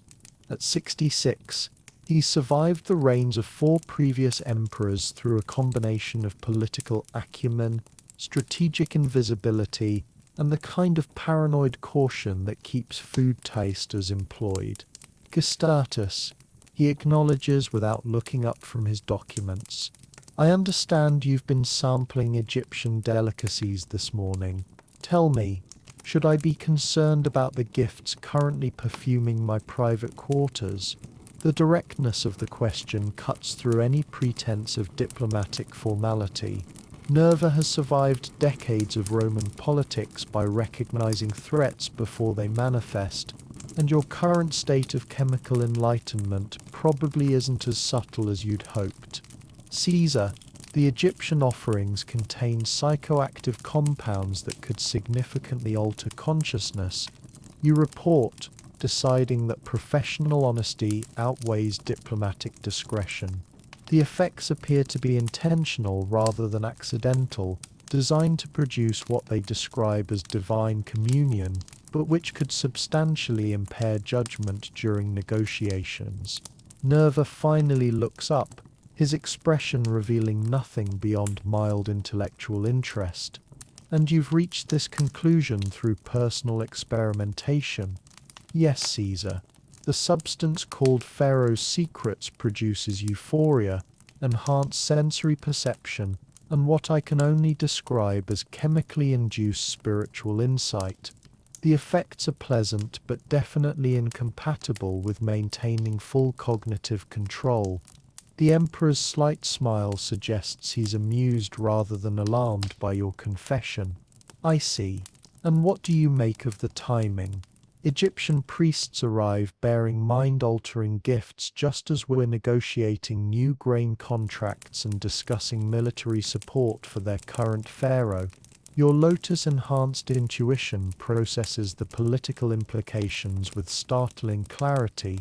It could represent an attempt to influence the negotiations in Egypt's favor, or it could be part of a more complex plot involving factions opposed to the current Egyptian leadership. Nerva nods approvingly. You've been speaking with Centurion Maximus. Good. I prefer my advisors to be fully informed, especially when they're responsible for keeping me alive. He gestures toward a side table where several Egyptian gifts await examination. Now, let's see what other surprises our allies have prepared. The perfumed oils sit in elaborate alabaster containers decorated with hieroglyphs and sealed with golden caps. Even from across the room, their aroma is noticeable, mind-sweet, complex, with undertones that remind you of the temple incense used in mystery cults. The sacred water occupies a crystal amphora that seems to glow with inner light, though that could be your enhanced perception playing tricks. The oils are supposedly for ceremonial hand-washing before the banquet. You explain as you approach the display. The water is meant to be mixed with wine for the evening's toasts. Both could serve as additional delivery methods for psychoactive compounds. Nerva rises from his desk with the careful movements of a man who's learned to conserve energy for important battles. Then we shall test them systematically. But first, tell me honestly, how are you feeling? Can you perform your duties effectively while under the influence of Egyptian enlightenment? The question forces you to take honest inventory of your current state. The Lotus-induced effects have stabilized into a gentle background hum of enhanced awareness without significant impairment of logical thinking or physical coordination. If anything, your ability to detect subtle sensory details seems improved. I believe so, Caesar. The effects are noticeable but not debilitating. I can still perform taste testing and threat assessment, possibly with enhanced sensitivity to unusual flavors or aromas. Excellent. Because I've decided we're going to proceed with tonight's banquet exactly as planned, with one modification. Nerva's smile takes on a predatory quality that would make seasoned senators nervous. We're going to give our Egyptian friends exactly what they appear to want. A Roman leader under the influence of their sacred substances, but we're going to ensure that the influence serves Roman interests rather than Egyptian ones. The emperor's strategy begins to crystallize in your chemically clarified mind. Instead of rejecting the Egyptian offerings and creating a diplomatic incident, he plans to weaponize their own deception against them. You want to fake the effects, you ask. Better than that. I want to experience enough of the real effects to convince them their plan is working, while maintaining sufficient control to turn their manipulation to our advantage. A leader who appears chemically compromised but retains full strategic thinking could extract concessions that normal diplomacy would never achieve. The audacity of the plan takes your breath away. Nerva intends to walk a razor's edge between genuine chemical impairment and calculated performance, using the Egyptians' own weapons against their broader agenda. That would require precise dosage control, you observe. Too little, and they'll know we're aware of their deception. Too much, and you could lose the cognitive control necessary to outmaneuver them.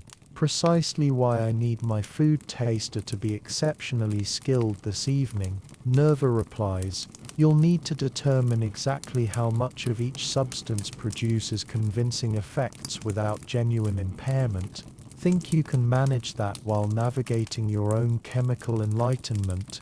Looking into the Emperor's eyes, you realize that tonight's banquet has evolved into something far more complex than anyone anticipated. You're no longer just protecting Nerva from poisoning, you're helping him orchestrate one of the most sophisticated counterintelligence operations in Roman history, using Egyptian psychoactive compounds as weapons in a battle of wits that could reshape the balance of power in the Eastern Mediterranean. The Lotus Clarity makes one thing absolutely certain: this evening will either be remembered as a triumph of Roman cunning, or as the night the empire's leadership voluntarily chemically compromised itself in pursuit of political advantage. Either way, you're about to find out whether enhanced consciousness makes you a better food taster or just a more perceptive witness to your own professional destruction. You approach the alabaster containers with the reverence of a bomb disposal expert examining unexploded ordnance. The perfumed oils gleam like liquid amber in their ornate vessels, each one sealed with golden caps inscribed with hieroglyphs that probably contain either blessings or warnings, possibly both. Your lotus-enhanced senses pick up aromatic complexity that suggests these aren't simple scented oils but carefully crafted chemical cocktails designed to penetrate skin and alter consciousness through absorption. The ceremonial application involves massaging the oils into the hands and temples before dining. You explain to Emperor Nerva while carefully removing the first golden cap. In Egyptian culture, this purifies the spirit and prepares the mind for sacred communion with food. The aroma that escapes when you break the seal is immediately overwhelming, not unpleasant, but so rich and complex that it seems to bypass your normal olfactory processing and strike directly at your brainstem. Sweet florals mix with exotic resins, while underneath lurks something that reminds you of the incense burned during mystery cult initiations. Nerva observes your reaction with sharp interest. I take it this isn't ordinary rose oil. Definitely not ordinary anything, you reply, noting how the scent seems to intensify your existing lotus-induced state, rather than competing with it. There are familiar elements: rose, jasmine, sandalwood, but also compounds I can't identify that produce immediate neurological effects. You dip a single finger into the oil, noting its unusual consistency. Normal perfumed oils flow like liquid, but this has the viscosity of honey mixed with crushed pearls. It clings to your skin with apparent reluctance to be absorbed, as if the compounds want to remain concentrated, rather than dispersing into your bloodstream. The moment the oil touches your skin, warmth spreads up your arm with surprising intensity. Not the gentle heat of normal massage oils, but something that seems to penetrate directly into your nervous system. Your existing chemical clarity suddenly amplifies, colors becoming more vivid, sounds gaining new dimensions of complexity, and your awareness of the room's spatial relationships shifting in subtle but noticeable ways. Absorption through skin contact appears to be rapid and effective, you report. your voice sounding strangely resonant in your own ears. The effects are synergistic with the lotus compounds. They're designed to work together rather than independently. Nerva nods grimly, which suggests our Egyptian friends have planned this evening's chemical assault with considerable sophistication. They're not just trying to drug me, they're orchestrating a carefully sequenced pharmaceutical experience designed to maximize compliance and suggestibility. A soft knock at the chamber door interrupts your analysis. A young palace attendant enters with obvious nervousness, bowing deeply before delivering his message. Caesar, the Egyptian delegation has sent word that the ceremonial preparation should begin within the hour to ensure proper spiritual alignment with tonight's sacred feast. They've also presented additional gifts, incense braziers for the dining hall, and special cushions perfumed with temple essences. The scope of the chemical infiltration continues expanding. You're no longer dealing with contaminated food and drink. The Egyptians have apparently attempted to saturate the entire banquet environment with psychoactive compounds delivered through multiple simultaneous pathways. How many people will be exposed to these substances? You ask, the implications crystallizing with lotus-enhanced clarity. Approximately 40 guests plus serving staff, Nerva replies. Senators, military commanders, wealthy merchants, diplomatic representatives, essentially the core leadership of Roman society gathered in one chemically compromised space.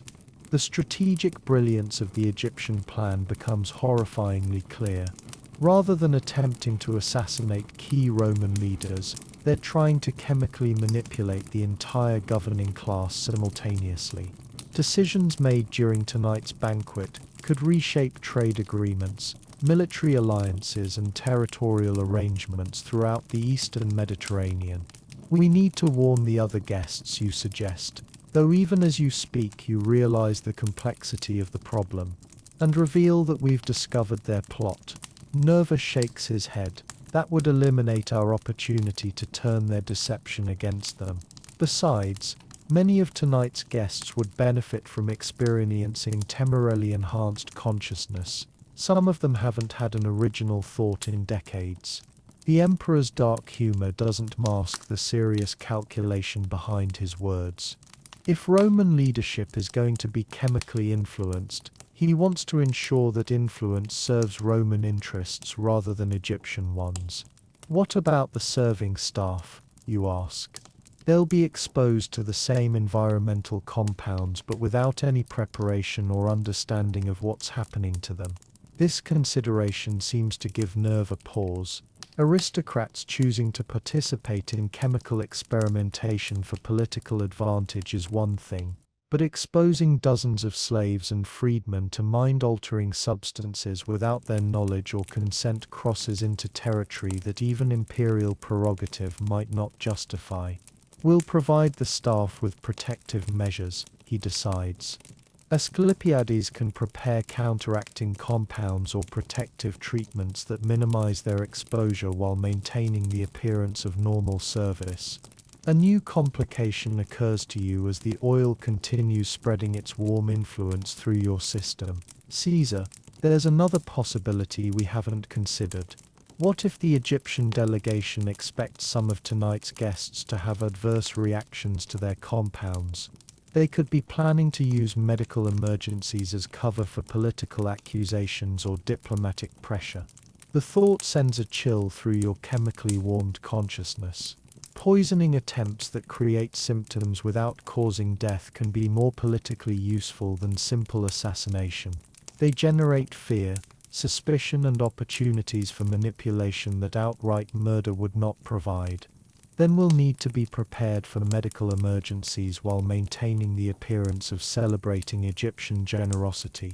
Nerva concludes, you'll need to monitor not just the food safety but the entire chemical environment of tonight's banquet. Can you handle that level of responsibility while managing your own altered state? Looking at the Emperor through your lotus-enhanced perception, you realize that tonight's banquet has become a test of more than just professional competence.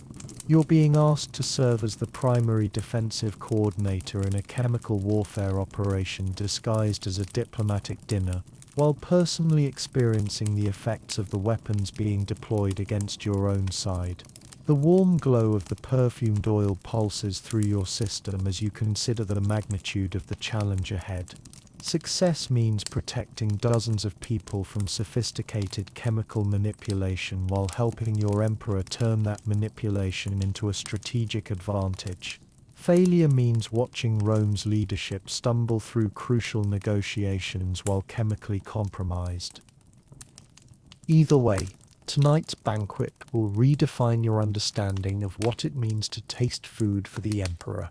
The crystal amphora, containing the sacred water from the temple pools of Memphis, sits before you like a transparent chalice of potential doom. Even through the clear glass, you can see that this isn't ordinary water. It has a faint, opalescent quality that makes it shimmer with colors that shouldn't exist in pure liquid, and tiny motes of something drift through it like microscopic stars in a liquid cosmos. Emperor Nerva watches with the focused attention of a general observing enemy troop movements as you prepare to test what might be the most dangerous component of the evening's chemical arsenal. Water mixed with wine will be consumed by every person at the banquet, making it the perfect delivery system for compounds designed to affect the entire Roman leadership simultaneously.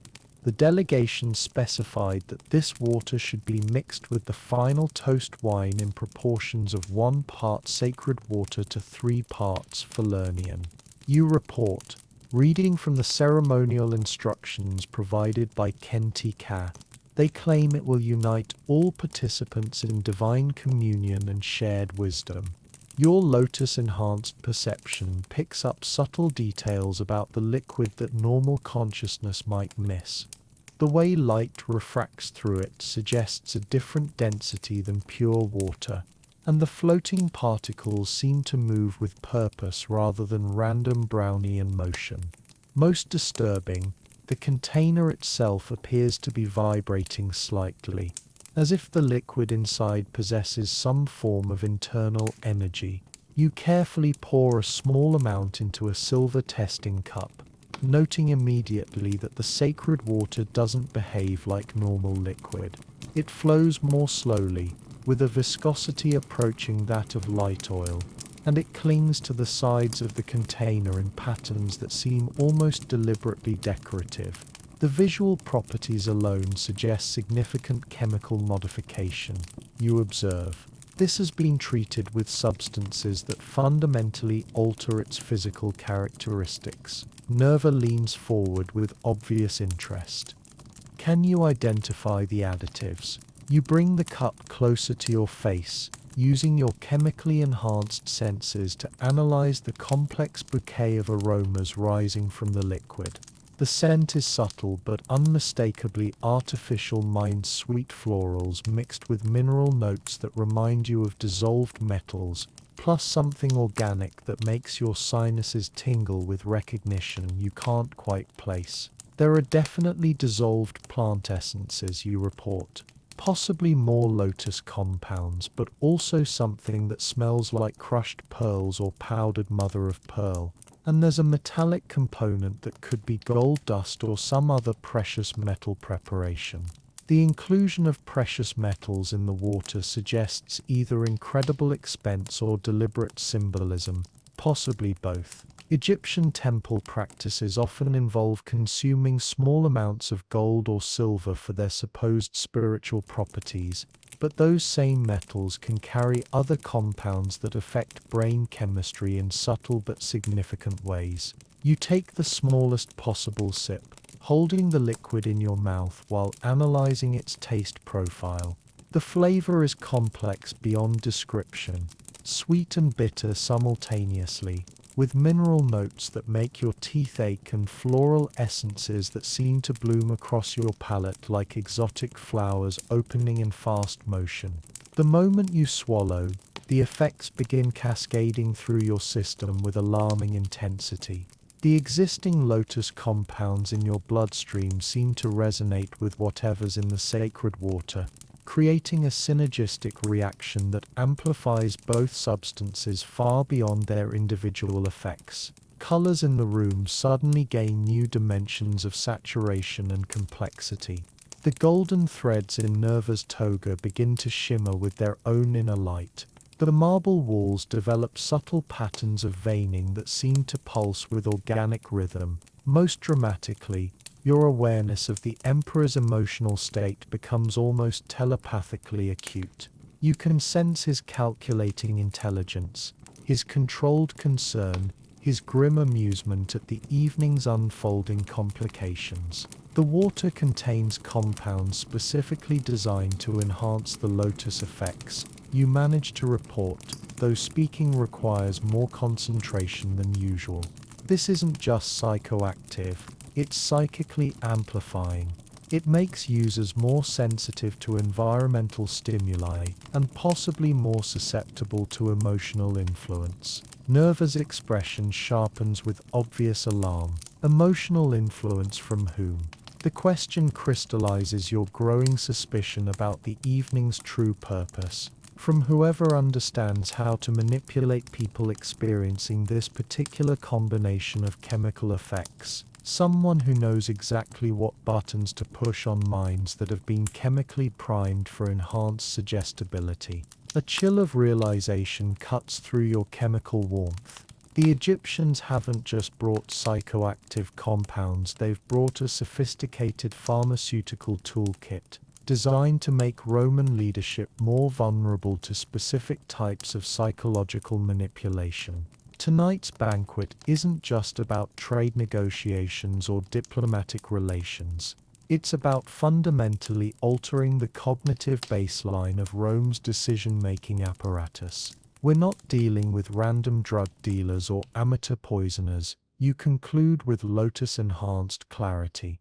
This level of chemical sophistication suggests involvement by people who understand both pharmacology and psychology at the highest levels, possibly Egyptian temple physicians or mystery cult initiates, who specialize in consciousness manipulation.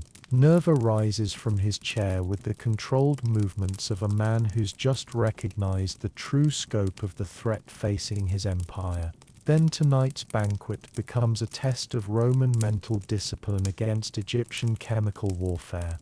We'll need to be prepared for psychological attacks that we can't anticipate and defend against influences we can't fully understand. The sacred water continues pulsing through your system, making the chamber's dimensions seem fluid and the Emperor's presence feel simultaneously more distant and more intimate.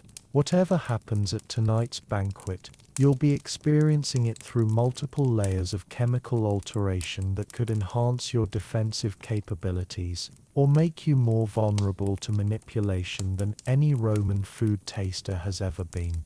The golden motes in the sacred water continue their mysterious dance as you contemplate the most complex professional challenge of your career, protecting the Empire's cognitive integrity while personally navigating the effects of the most sophisticated mind-altering substances the ancient world has ever produced. Evening approaches, and with it a banquet that will test the limits of both Roman paranoia and Egyptian pharmaceutical ambition. The late afternoon sun slants through the palace windows with a quality of light that your chemically altered perception transforms into something approaching divine illumination. Every dust mote dances with purpose.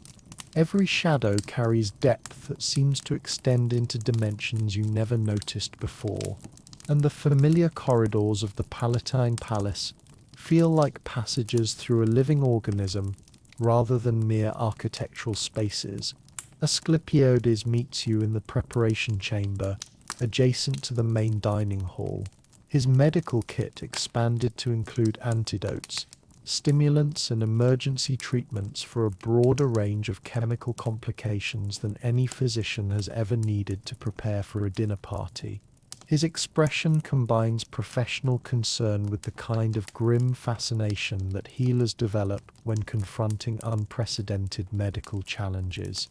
Your pupils are significantly dilated, he observes, checking your eyes with the clinical detachment of someone examining an interesting specimen.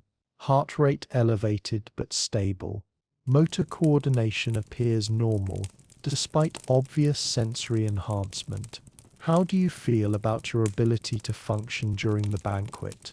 The question requires honest self-assessment, while multiple psychoactive compounds course through your system. Your physical capabilities seem unimpaired, your logical thinking remains clear, but your emotional responses feel simultaneously heightened and strangely detached. It's as if you're experiencing everything with enhanced intensity, while observing yourself from a perspective of chemically induced philosophical distance. I can perform my duties, you report, though your voice sounds different in your own ears, richer, more resonant, carrying harmonics you've never noticed before. But I'm definitely operating under altered conditions. My threat detection might be either enhanced or compromised. There's no way to know until we're in the actual situation. Asclepiodes makes notes on a wax tablet while speaking in the rapid, precise manner of someone briefing military commanders before battle. I've prepared protective measures for the serving staff: activated charcoal dissolved in honeyed wine, administered as a ceremonial blessings before they begin service. It should absorb some of the airborne compounds from the Egyptian incense without completely blocking their exposure. The physician's strategy reveals the delicate balance required for tonight's operation. The staff needs enough protection to function effectively while maintaining sufficient exposure to convince watching Egyptians that their chemical assault is proceeding as planned. What about the guests? You ask. Some of them will be more vulnerable to chemical manipulation than others. Emperor Nerva has decided to let the evening proceed naturally. Those who choose to fully indulge in Egyptian hospitality will experience whatever consciousness alteration results, while more cautious individuals will likely limit their exposure through normal social discretion. Asclepiodes pauses, studying your face carefully. But you'll need to monitor everyone for adverse reactions while managing your own altered state. The responsibility settles on your shoulders with the weight of imperial destiny. You're not just protecting one man's digestion, you're serving as the primary early warning system for a chemical attack on Rome's entire governing class, while personally experiencing the effects of the weapons being deployed against your own side.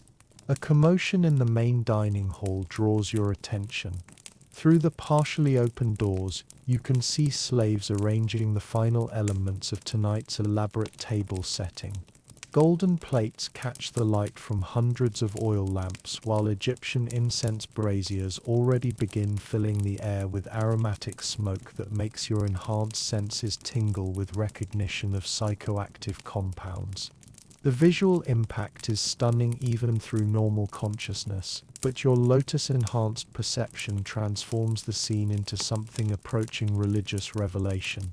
The golden tableware seems to glow with inner fire, the geometric patterns in the mosaic floor pulse with organic rhythm, and the smoke from the incense braziers forms flowing shapes that remind you of ancient hieroglyphs writing themselves across the air. The environmental saturation is already beginning, you observe, noting how the aromatic compounds interact with your existing chemical state. Anyone entering that hall will start absorbing psychoactive substances immediately, whether they consume the food and drink or not. Asclepiodes nods grimly, which means we need to assume that everyone at tonight's banquet will be operating under some degree of chemical influence. The question is whether that influence serves Roman interests or Egyptian ones. A young Praetorian appears with the crisp efficiency of someone delivering urgent military intelligence. Gustatus, Emperor Nerva requests your presence for the final briefing. The Egyptian delegation has arrived for the pre-banquet ceremonies, and he wants you positioned to observe their behavior during the opening rituals. The moment of truth approaches with the inexorable momentum of fate. All the morning's preparations, all the chemical testing and political calculations, all the strategic planning and medical precautions, everything converges on the next few hours when Roman leadership will voluntarily expose itself to sophisticated chemical manipulation in pursuit of diplomatic advantage. You gather your professional tools, the silver tasting spoon that has served you faithfully for 3 years, the small vial of emergency antidotes that might save your life if you miscalculate a dosage, and the bronze whistle that can summon help if the evening's chemical warfare escalates beyond your ability to manage. As you walk toward the dining hall where dozens of Rome's most powerful citizens will soon gather under the influence of Egyptian mind-altering substances, your lotus-enhanced consciousness processes the magnitude of what's about to unfold.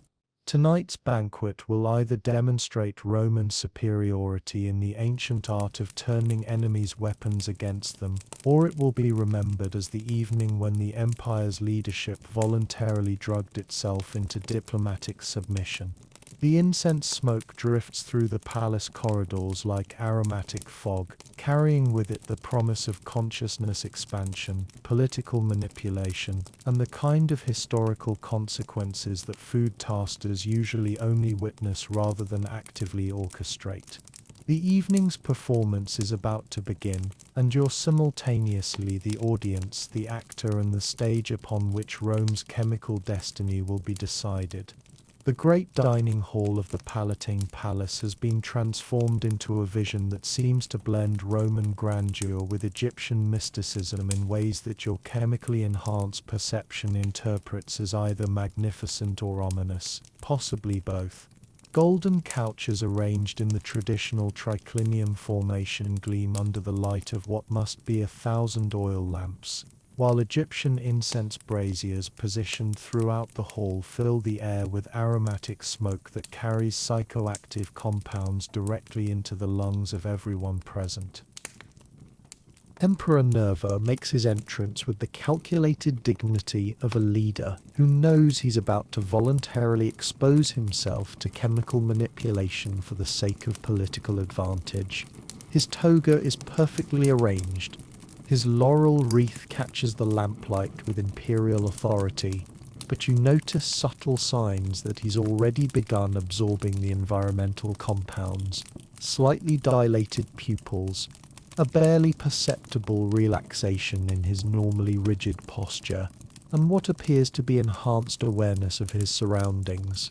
The Egyptian delegation follows in ceremonial procession, their white linen robes and golden jewelry creating a visual contrast with Roman purple that seems deliberately symbolic. Kenti Ka carries himself with the serene confidence of a priest who believes his sacred mission is proceeding exactly according to divine plan, while his companions bear ritual objects that include more incense, ceremonial vessels, and what appears to be a small shrine dedicated to Thoth, god of wisdom and writing. Honored Caesar, Kenti Ka intones in formal Latin. We bring greetings from the temples of Memphis and gifts from the sacred pools of the Nile. Tonight you shall taste the foods that have nourished pharaohs for 1,000 years and commune with the divine wisdom that guides the eternal kingdom of Egypt. The religious language masks what you now recognize as a sophisticated psychological operation. By framing their chemical assault as spiritual communion, the Egyptians can claim that any unusual behavior from Roman leaders represents divine inspiration rather than drug-induced impairment. Roman guests begin arriving in order of precedence. Senators whose families trace their lineage back to the Republic, wealthy merchants whose trade networks span the Mediterranean, military commanders whose decisions shape the empire's borders, and diplomatic representatives whose negotiations determine the fate of provinces. Each person who enters the hall immediately begins absorbing psychoactive compounds through their lungs, skin, and eyes. You position yourself near the imperial couch where you can observe both the emperor's reactions and the behavior of the Egyptian delegation. Your own chemical state continues evolving as the environmental compounds layer new effects onto your existing lotus enhancement. Colors seem more vivid, sounds carry additional harmonic complexity, and your ability to read facial expressions and body language feels almost supernaturally acute. The ceremonial hand-washing will begin the evening's sacred communion. Kenti Ka announces, gesturing toward attendants who carry the perfumed oils you tested earlier. All participants must cleanse their hands and temples with blessed oils to prepare their spirits for divine nourishment. The mandatory nature of the oil application ensures that every person at the banquet will receive direct skin contact with psychoactive compounds. What appears to be Egyptian hospitality is actually a precisely orchestrated chemical dosing operation that will affect everyone present within minutes. You watch carefully as Roman guests submit to having their hands and temples massaged with the mysterious oils. Some appear to enjoy the exotic pampering, while others submit with obvious reluctance out of diplomatic necessity. But within minutes, you begin noticing subtle changes in their behavior. More animated conversations, increased laughter, enhanced eye contact, and general relaxation that suggests the compounds are working exactly as intended. Senator Marcus Crassus, normally one of Rome's most rigid traditionalists, begins discussing Egyptian architecture with obvious enthusiasm. General Lucius Antonius, usually taciturn to the point of rudeness, engages the Egyptian interpreter in animated conversation about ancient military tactics. Wealthy merchant Gaius Pliny starts examining the golden tableware with the fascinated attention of someone seeing familiar objects through entirely new perception. The oils are definitely taking effect, you murmur to Asclepiades, who has positioned himself near the medical station disguised as a wine service area. Enhanced sociability, reduced inhibitions, increased openness to new experiences, exactly what you'd want if you were trying to make people more susceptible to suggestion. The physician nods grimly, while monitoring the overall atmosphere of the gathering. The environmental saturation is more effective than I anticipated. Even people who try to minimize their exposure are showing obvious signs of chemical influence. Emperor Nerva approaches your position with movements that appear casual but carry the purposeful intent of someone conducting reconnaissance. Gustotus, what's your assessment of the delegation's behavior? Your enhanced perception picks up details that might escape normal observation. They're watching everyone carefully, taking notes on individual reactions and adjusting their approach based on how different people respond to the compounds. This isn't just random drugging, they're conducting a sophisticated psychological evaluation of Roman leadership under chemical influence. The emperor's smile carries the predatory satisfaction of a hunter who's just realized his prey has walked into a carefully prepared trap. Then it's time to give them something interesting to observe. Let the evening's performance begin. As the first course is announced and guests take their positions on the golden couches, you realize that tonight's banquet has officially transformed from diplomatic dinner into the most complex chemical warfare operation in Roman history. The question is no longer whether the Egyptian compounds will affect Roman leadership, but whether Roman cunning can turn that chemical influence into strategic advantage. The lotus clarity makes one thing absolutely certain. The next few hours will determine whether Rome's voluntary chemical experimentation represents brilliant counterintelligence or catastrophic miscalculation. Either way, the evening's most dangerous courses are yet to be served. The first course arrives with ceremonial fanfare that your chemically enhanced senses experience as an assault of coordinated sensory stimulation.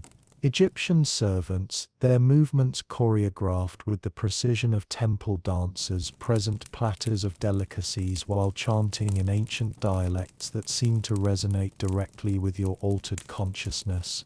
The roasted ibis, its sacred form reconstructed with artistic reverence, sits surrounded by lotus-shaped honey cakes and arrangements of preserved fruits that gleam like jewels under the lamplight.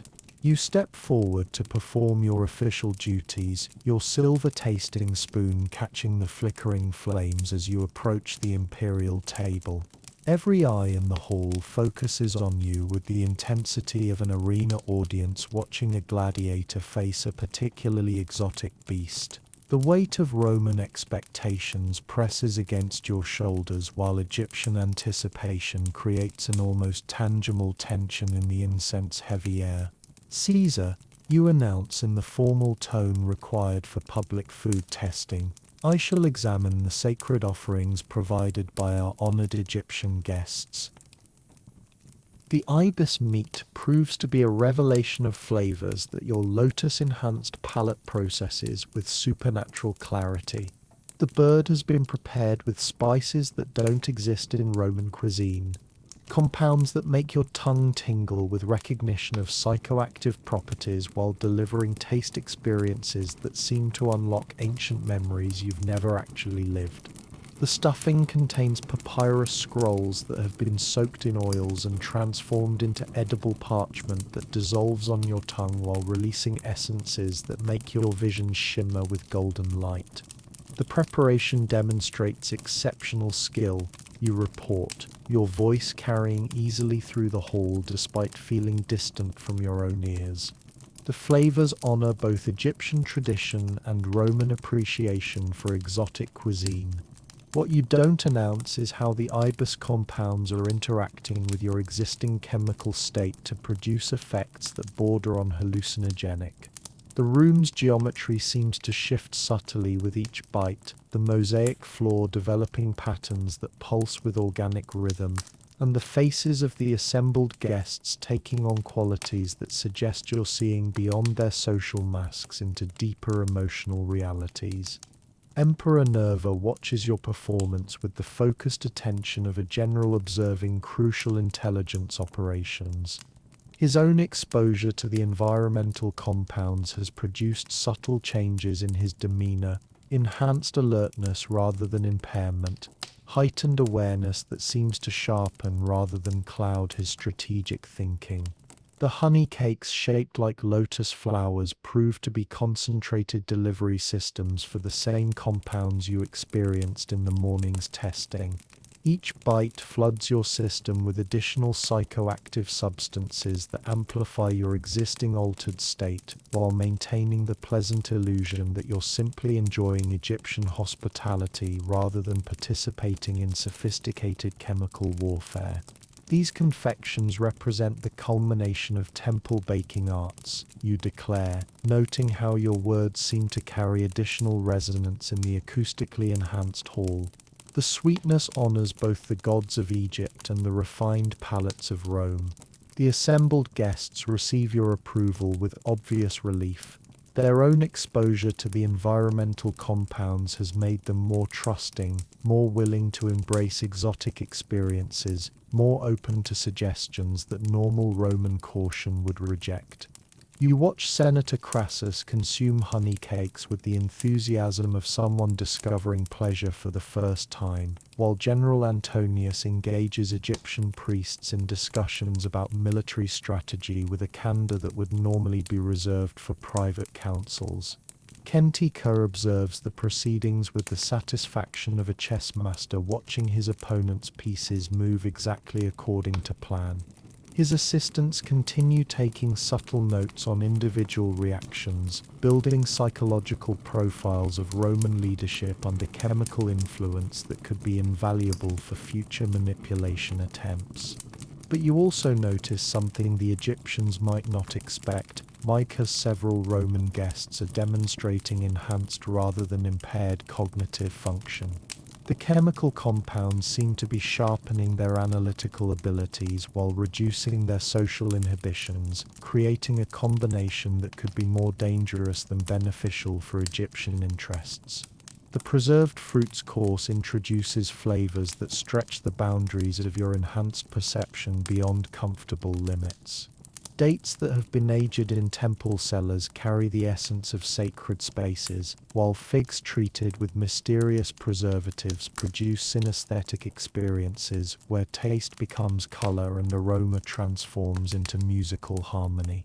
Each bite requires careful analysis not just for safety but to maintain your ability to function as the evening's chemical effects continue intensifying. The preservation techniques demonstrate mastery of ancient arts, you manage to report, though speaking now requires conscious effort to organize thoughts that want to flow in directions that normal consciousness never explores. As the first course concludes and preparations begin for the wine service that will include the sacred water from Memphis temple pools, you realize that the evening's chemical progression is following a carefully designed trajectory. Each substance builds upon the previous one, creating cascading effects that gradually transform the consciousness of everyone present while maintaining the illusion of simply enjoying exotic Egyptian hospitality. The question is no longer whether the chemical manipulation will succeed, but whether Roman mental discipline can maintain strategic focus while experiencing consciousness expansion that challenges the very foundations of normal perception. Looking across the hall at faces that now seem to glow within a light, you understand that tonight's banquet has crossed the threshold from diplomatic dinner into something unprecedented in the history of both civilizations. A voluntary chemical transformation of imperial leadership conducted, in full view of potential enemies who believe they're orchestrating Rome's pharmaceutical downfall. The sacred water awaits, and with it, the evening's most dangerous test of enhanced consciousness versus strategic necessity. The moment arrives with the inevitability of astronomical events as Egyptian servants begin preparing the wine mixture that will serve as the evening's culminating chemical assault. The sacred water from Memphis temple pools catches the lamplight as it's poured into massive silver craters, its opalescent quality creating rainbow patterns that your enhanced vision interprets as living hieroglyphs writing themselves across the liquid surface. Marcus Vinius, the palace sommelier, approaches the mixing vessels with movements that suggest he's operating under significant chemical influence while struggling to maintain professional competence. His pupils are dilated to the point where his eyes appear almost black, and his normally precise wine handling technique has acquired an artistic fluidity that speaks of consciousness expansion beyond normal professional parameters. The sacred proportions Kentika intones with ceremonial gravity must be observed exactly as practiced in the temples of Memphis for 3,000 years. 1 measure of blessed water to 3 measures of your finest Falernian, mixed while chanting the prayers that unite earthly wine with divine essence. The Egyptian priest's instructions carry the weight of religious commandment, but your lotus-enhanced perception picks up subtleties in his tone that suggest barely contained anticipation. This is the moment he's been orchestrating since arriving in Rome, the point where every person at the banquet will consume a precisely calculated dose of consciousness-altering compounds dissolved in wine that tradition demands be consumed completely. You watch the mixing process with professional fascination tinged by existential dread. The sacred water doesn't blend with the wine so much as transform it, creating swirling patterns of color and texture that seem to move with purpose rather than following normal fluid dynamics. The resulting mixture gleams with an inner luminescence that makes it appear more like liquid starlight than any earthly beverage. Emperor Nerva approaches the ceremonial mixing area with the measured pace of a leader who understands that the next few minutes will determine whether his strategy of turning Egyptian chemical warfare against itself will succeed or catastrophically backfire. His own exposure to the evening's environmental compounds has produced a state of enhanced alertness that seems almost supernatural. The evening's final communion, he announces to the assembled guests, his voice carrying easily through the hall despite the acoustic distortion created by incense smoke and chemical-enhanced perception. We honor our Egyptian allies by sharing in the sacred traditions that have sustained their civilization since before Rome was founded. The political framing is masterful, presenting the wine consumption as Roman appreciation for Egyptian culture rather than submission to foreign chemical manipulation. But you can see in the faces of the assembled guests that such political distinctions are becoming increasingly irrelevant as the evening's cumulative drug effects reshape their capacity for normal analytical thinking. Silver cups are distributed with ceremonial precision, each one filled with the sacred wine mixture that will deliver the final dose of psychoactive compounds to everyone present. Your own cup feels surprisingly heavy in your hands, as if the liquid inside possesses mass beyond its normal physical properties. The aroma rising from the wine creates synesthetic experiences where smell becomes visible and the act of breathing transforms into something approaching musical performance. Gustatus. Emperor Nerva calls formally, "Please verify the safety and appropriateness of tonight's final offering. The moment has arrived for the most dangerous taste test of your career." You raise the cup to your lips, noting how the liquid seems to glow with anticipation as it approaches your mouth. The assembled hall falls silent with the intensity of religious congregation witnessing sacred mysteries, while Egyptian observers watch with barely concealed excitement for the culmination of their carefully orchestrated plan. The first sip hits your already altered consciousness like liquid lightning. The wine component provides familiar flavors of grape and oak, but the sacred water transforms everything into an experience that transcends normal taste sensation. Sweet and bitter harmonize in impossible combinations, while mineral notes from dissolved metals create electrical sensations that seem to bypass your tongue entirely and strike directly at your nervous system. But the most dramatic effect is how the new compounds interact with the lotus, ibis essences and perfumed oils already coursing through your bloodstream. The synergistic reaction creates a cascade of consciousness expansion that makes your previous chemical state seem like mild relaxation by comparison. Colors become living entities with emotional significance, sounds develop visual properties, and your awareness of the room's occupants transforms into something approaching telepathic sensitivity. The sacred wine demonstrates the pinnacle of Egyptian temple arts, you manage to announce, though your voice seems to come from somewhere outside your normal physical being. It honors both divine tradition and imperial hospitality. The formal approval triggers immediate action as every person in the hall raises their cup in synchronized ritual. But you notice something that might escape chemically compromised observation. Emperor Nerva's consumption is precisely measured. His behavioral response is carefully modulated, his strategic awareness intact despite obvious consciousness alteration. To the eternal friendship between Rome and Egypt, he declares, his toast carrying political significance that the Egyptians might interpret as evidence of successful chemical manipulation. May our alliance be blessed by the gods of both our great civilizations. The collective consumption of the sacred wine marks the point where tonight's banquet officially transforms from diplomatic dinner into mass consciousness experiment. As the final chemical compounds enter the bloodstreams of Rome's entire governing class, you realize that whatever happens next will reshape not just the evening's negotiations, but the fundamental relationship between pharmaceutical manipulation and political power in the ancient world. The toast is complete, the chemicals deployed, and the real performance is about to begin. The sacred wine completes its journey through your system like liquid fire spreading through networks of consciousness you never knew existed. Every person in the hall has now consumed the full pharmaceutical arsenal that the Egyptian delegation brought to Rome, and the cumulative effects are transforming the imperial banquet into something that hovers between diplomatic gathering and mass spiritual awakening.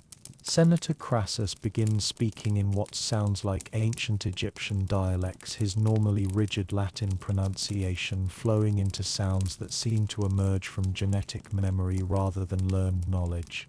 General Antonius describes military strategies with visionary clarity that encompasses not just tactical formations but the philosophical essence of warfare itself. Wealthy merchant Pliny calculates trade routes that span dimensions beyond normal geography. His commercial instincts expanded to perceive economic possibilities that transcend conventional understanding. But the most remarkable transformation occurs in Emperor Nerva himself. Rather than becoming impaired or suggestible, the chemical enhancement seems to have sharpened his strategic intelligence to supernatural levels. He engages the Egyptian delegation in discussions that appear to demonstrate exactly the kind of openness and receptivity they hope to achieve, while simultaneously conducting what you recognize as the most sophisticated counterintelligence operation in Roman history. "Tell me, honored Kenti Ka," Nerva says with the enhanced eloquence that chemical consciousness can produce, about the temple practices that create such profound spiritual communion. Surely Rome could benefit from understanding these ancient wisdoms more deeply. The Egyptian priest responds with obvious delight, launching into detailed explanations of temple procedures, pharmaceutical preparations, and consciousness manipulation techniques that he probably never intended to reveal. But the sacred wine has enhanced his own openness to sharing information, while Nerva's chemically sharpened perception captures every detail with perfect recall. You realize you're witnessing a masterpiece of psychological warfare. The Egyptians came to Rome intending to chemically manipulate imperial negotiations, but instead they're voluntarily providing detailed intelligence about their own consciousness control methods to a Roman emperor whose strategic thinking has been enhanced rather than impaired by their own pharmaceutical weapons. And these preparation methods, Nerva continues with apparent fascination, do they require specific timing, particular astronomical alignments, cooperation from temple hierarchies that might have political significance? Your lotus-enhanced awareness picks up the subtle interrogation techniques that Nerva is employing. Each question appears to demonstrate the kind of spiritually enhanced curiosity that the Egyptians hope to inspire, while actually extracting strategic information about Egyptian temple politics, pharmaceutical capabilities, and potential vulnerabilities in their consciousness manipulation programs. Kenti Ka, operating under the combined influence of his own chemical consumption and the conviction that his plan is succeeding perfectly, begins revealing details about Egyptian temple factions, disagreements with the current pharaoh's policies, and the political motivations behind tonight's chemical assault on Roman leadership. The ancient wisdom teaches that great leaders must sometimes be guided toward decisions that serve higher purposes than their immediate understanding might embrace. The priest explains with chemical-enhanced candor. Tonight's sacred communion opens pathways to insights that could reshape the relationship between our great civilizations. The admission confirms everything that Roman intelligence suspected about the evening's true purpose. But instead of falling victim to the manipulation, Nerva has turned the Egyptians' own pharmaceutical weapons into truth serums that are extracting confessions about their political agenda, their methods, and their broader strategic objectives. Around the hall, other Roman guests are demonstrating similar patterns of enhanced rather than impaired cognitive function. The chemical compounds seem to be amplifying Roman mental discipline while reducing Egyptian capacity for deception, creating exactly the opposite effect from what the delegation intended. Perhaps, Nerva suggests with chemically enhanced diplomatic inspiration, we should formalize these spiritual exchanges through permanent arrangements that would bring Egyptian temple wisdom to Rome on a regular basis. Surely such profound consciousness expansion deserves institutional support. Your enhanced perception recognizes the trap being constructed. Nerva is using the Egyptians' own spiritual language to propose arrangements that would effectively place Egyptian consciousness manipulation capabilities under Roman oversight and control. The chemical climax of the evening is revealing that Roman mental discipline, when enhanced rather than impaired by exotic compounds, might be more formidable than anyone anticipated. The question now is whether the Egyptians will recognize what's happening before they've revealed everything Nerva wants to know about their pharmaceutical warfare capabilities. The realization hits Kenti Ka with the devastating clarity that only comes from watching a perfectly orchestrated plan collapse in real time. His chemically enhanced perception, designed to make him more spiritually receptive, instead strips away the comfortable illusions that allowed him to believe he was manipulating Roman leadership rather than being systematically interrogated by minds sharpened to supernatural acuity. He begins, his voice carrying the hollow tone of someone discovering they've been outmaneuvered by opponents they underestimated. You were prepared for our gifts. Emperor Nerva's smile carries the satisfaction of a general who's just watched enemy forces march directly into a carefully prepared killing field. Prepared? My dear Kenti Ka, we were grateful. Rarely do our enemies provide such effective tools for their own interrogation. The Egyptian priest's face cycles through expressions of confusion, horror, and grudging respect as the full scope of his miscalculation becomes clear. Around the hall, other members of the Egyptian delegation are experiencing similar moments of pharmaceutical enlightenment as their own consciousness-expanding compounds reveal the true nature of the evening's chemical warfare. The sacred lotus, the blessed oils, the divine water.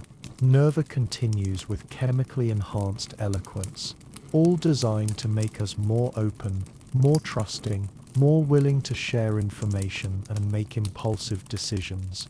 But you failed to consider that Roman minds, when chemically enhanced, might become more strategically capable rather than more vulnerable. Your own lotus clarified perception picks up the devastating irony of the situation. The Egyptians spent months developing pharmaceutical tools to manipulate Roman consciousness, but their cultural assumptions about how enhanced awareness affects decision-making led them to create compounds that amplified Roman mental discipline while reducing their own capacity for deception. Seneb, the younger Egyptian priest, attempts to salvage the situation through spiritual rhetoric. The gods have chosen to reveal deeper truths through sacred communion. Perhaps this unexpected outcome represents divine will rather than human miscalculation. But his words ring hollow in a hall where every Roman present has been systematically extracting strategic intelligence from Egyptian sources who believed they were conducting successful psychological manipulation. The chemical enhancement has created a feedback loop where Egyptian openness feeds Roman strategic advantage, which encourages further Egyptian revelation in an accelerating cycle of pharmaceutical interrogation. Indeed, Nerva agrees with mock spiritual appreciation. The gods have been remarkably generous tonight. We've learned about temple faction politics, consciousness manipulation techniques, the extent of Egyptian pharmaceutical capabilities, and the specific political objectives that motivated tonight's cultural exchange.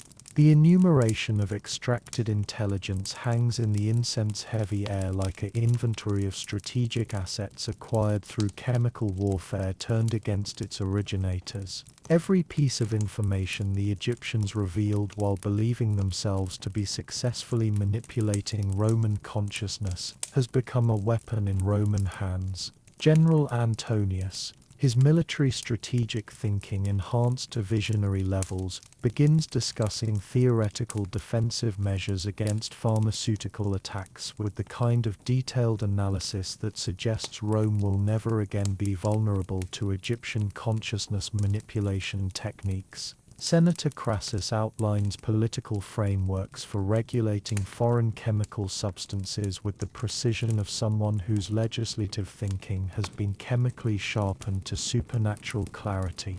What happens now?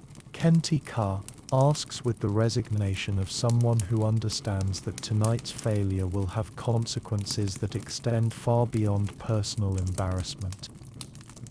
Nerva's response carries the weight of imperial authority enhanced by consciousness expansion that has amplified rather than impaired his capacity for strategic decision-making. Now we discuss the terms under which Egyptian pharmaceutical expertise will be shared with Roman medical authorities. The arrangements for monitoring temple political activities that might affect our alliance, and the compensation Egypt will provide for tonight's educational experience. The chemical compounds continue pulsing through your system as you witness the conclusion of the most sophisticated counterintelligence operation in Roman history.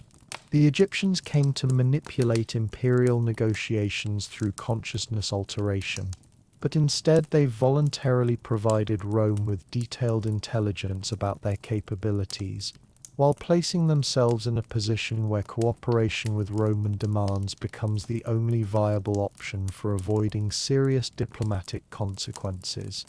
The sacred wine gleams in the lamplight as the evening transforms from Egyptian psychological attack into Roman strategic victory, achieved through the simple expedient of allowing enhanced consciousness to amplify Roman mental discipline rather than undermining it.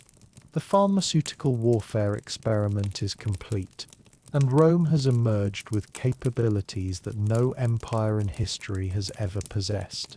Hours later, as the sacred wine's effects gradually fade into memory and the Egyptian delegation retreats to their quarters under discreet Praetorian escort, you find yourself in the familiar pre-dawn darkness of your modest chamber. But everything has changed. The simple frescoes of Bacchus and Ceres now seem to shimmer with residual pharmaceutical vision, and your understanding of what it means to be an imperial food taster has been fundamentally transformed by the evening's chemical warfare. The lotus compounds have largely cleared your system, leaving behind a clarity that feels both natural and somehow enhanced, as if the temporary consciousness expansion has permanently altered your baseline awareness.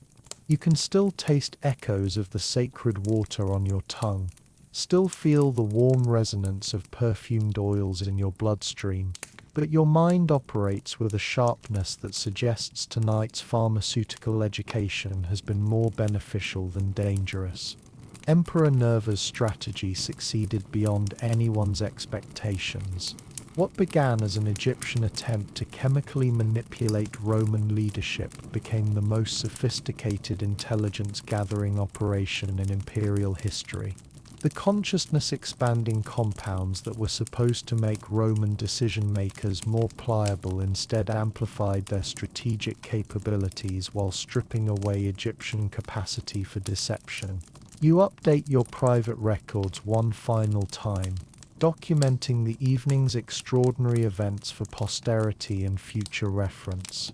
Egyptian pharmaceutical warfare, sophisticated but culturally misaligned, lotus-based consciousness expansion enhances Roman mental discipline rather than undermining it. Recommend further study of how psychoactive compounds might be weaponized in our favor rather than simply defended against.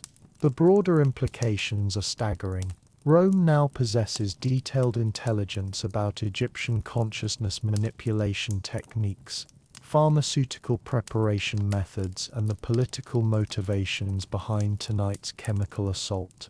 More importantly, the empire has discovered that its leadership, when chemically enhanced rather than impaired, demonstrates cognitive capabilities that could reshape the balance of power throughout the ancient world.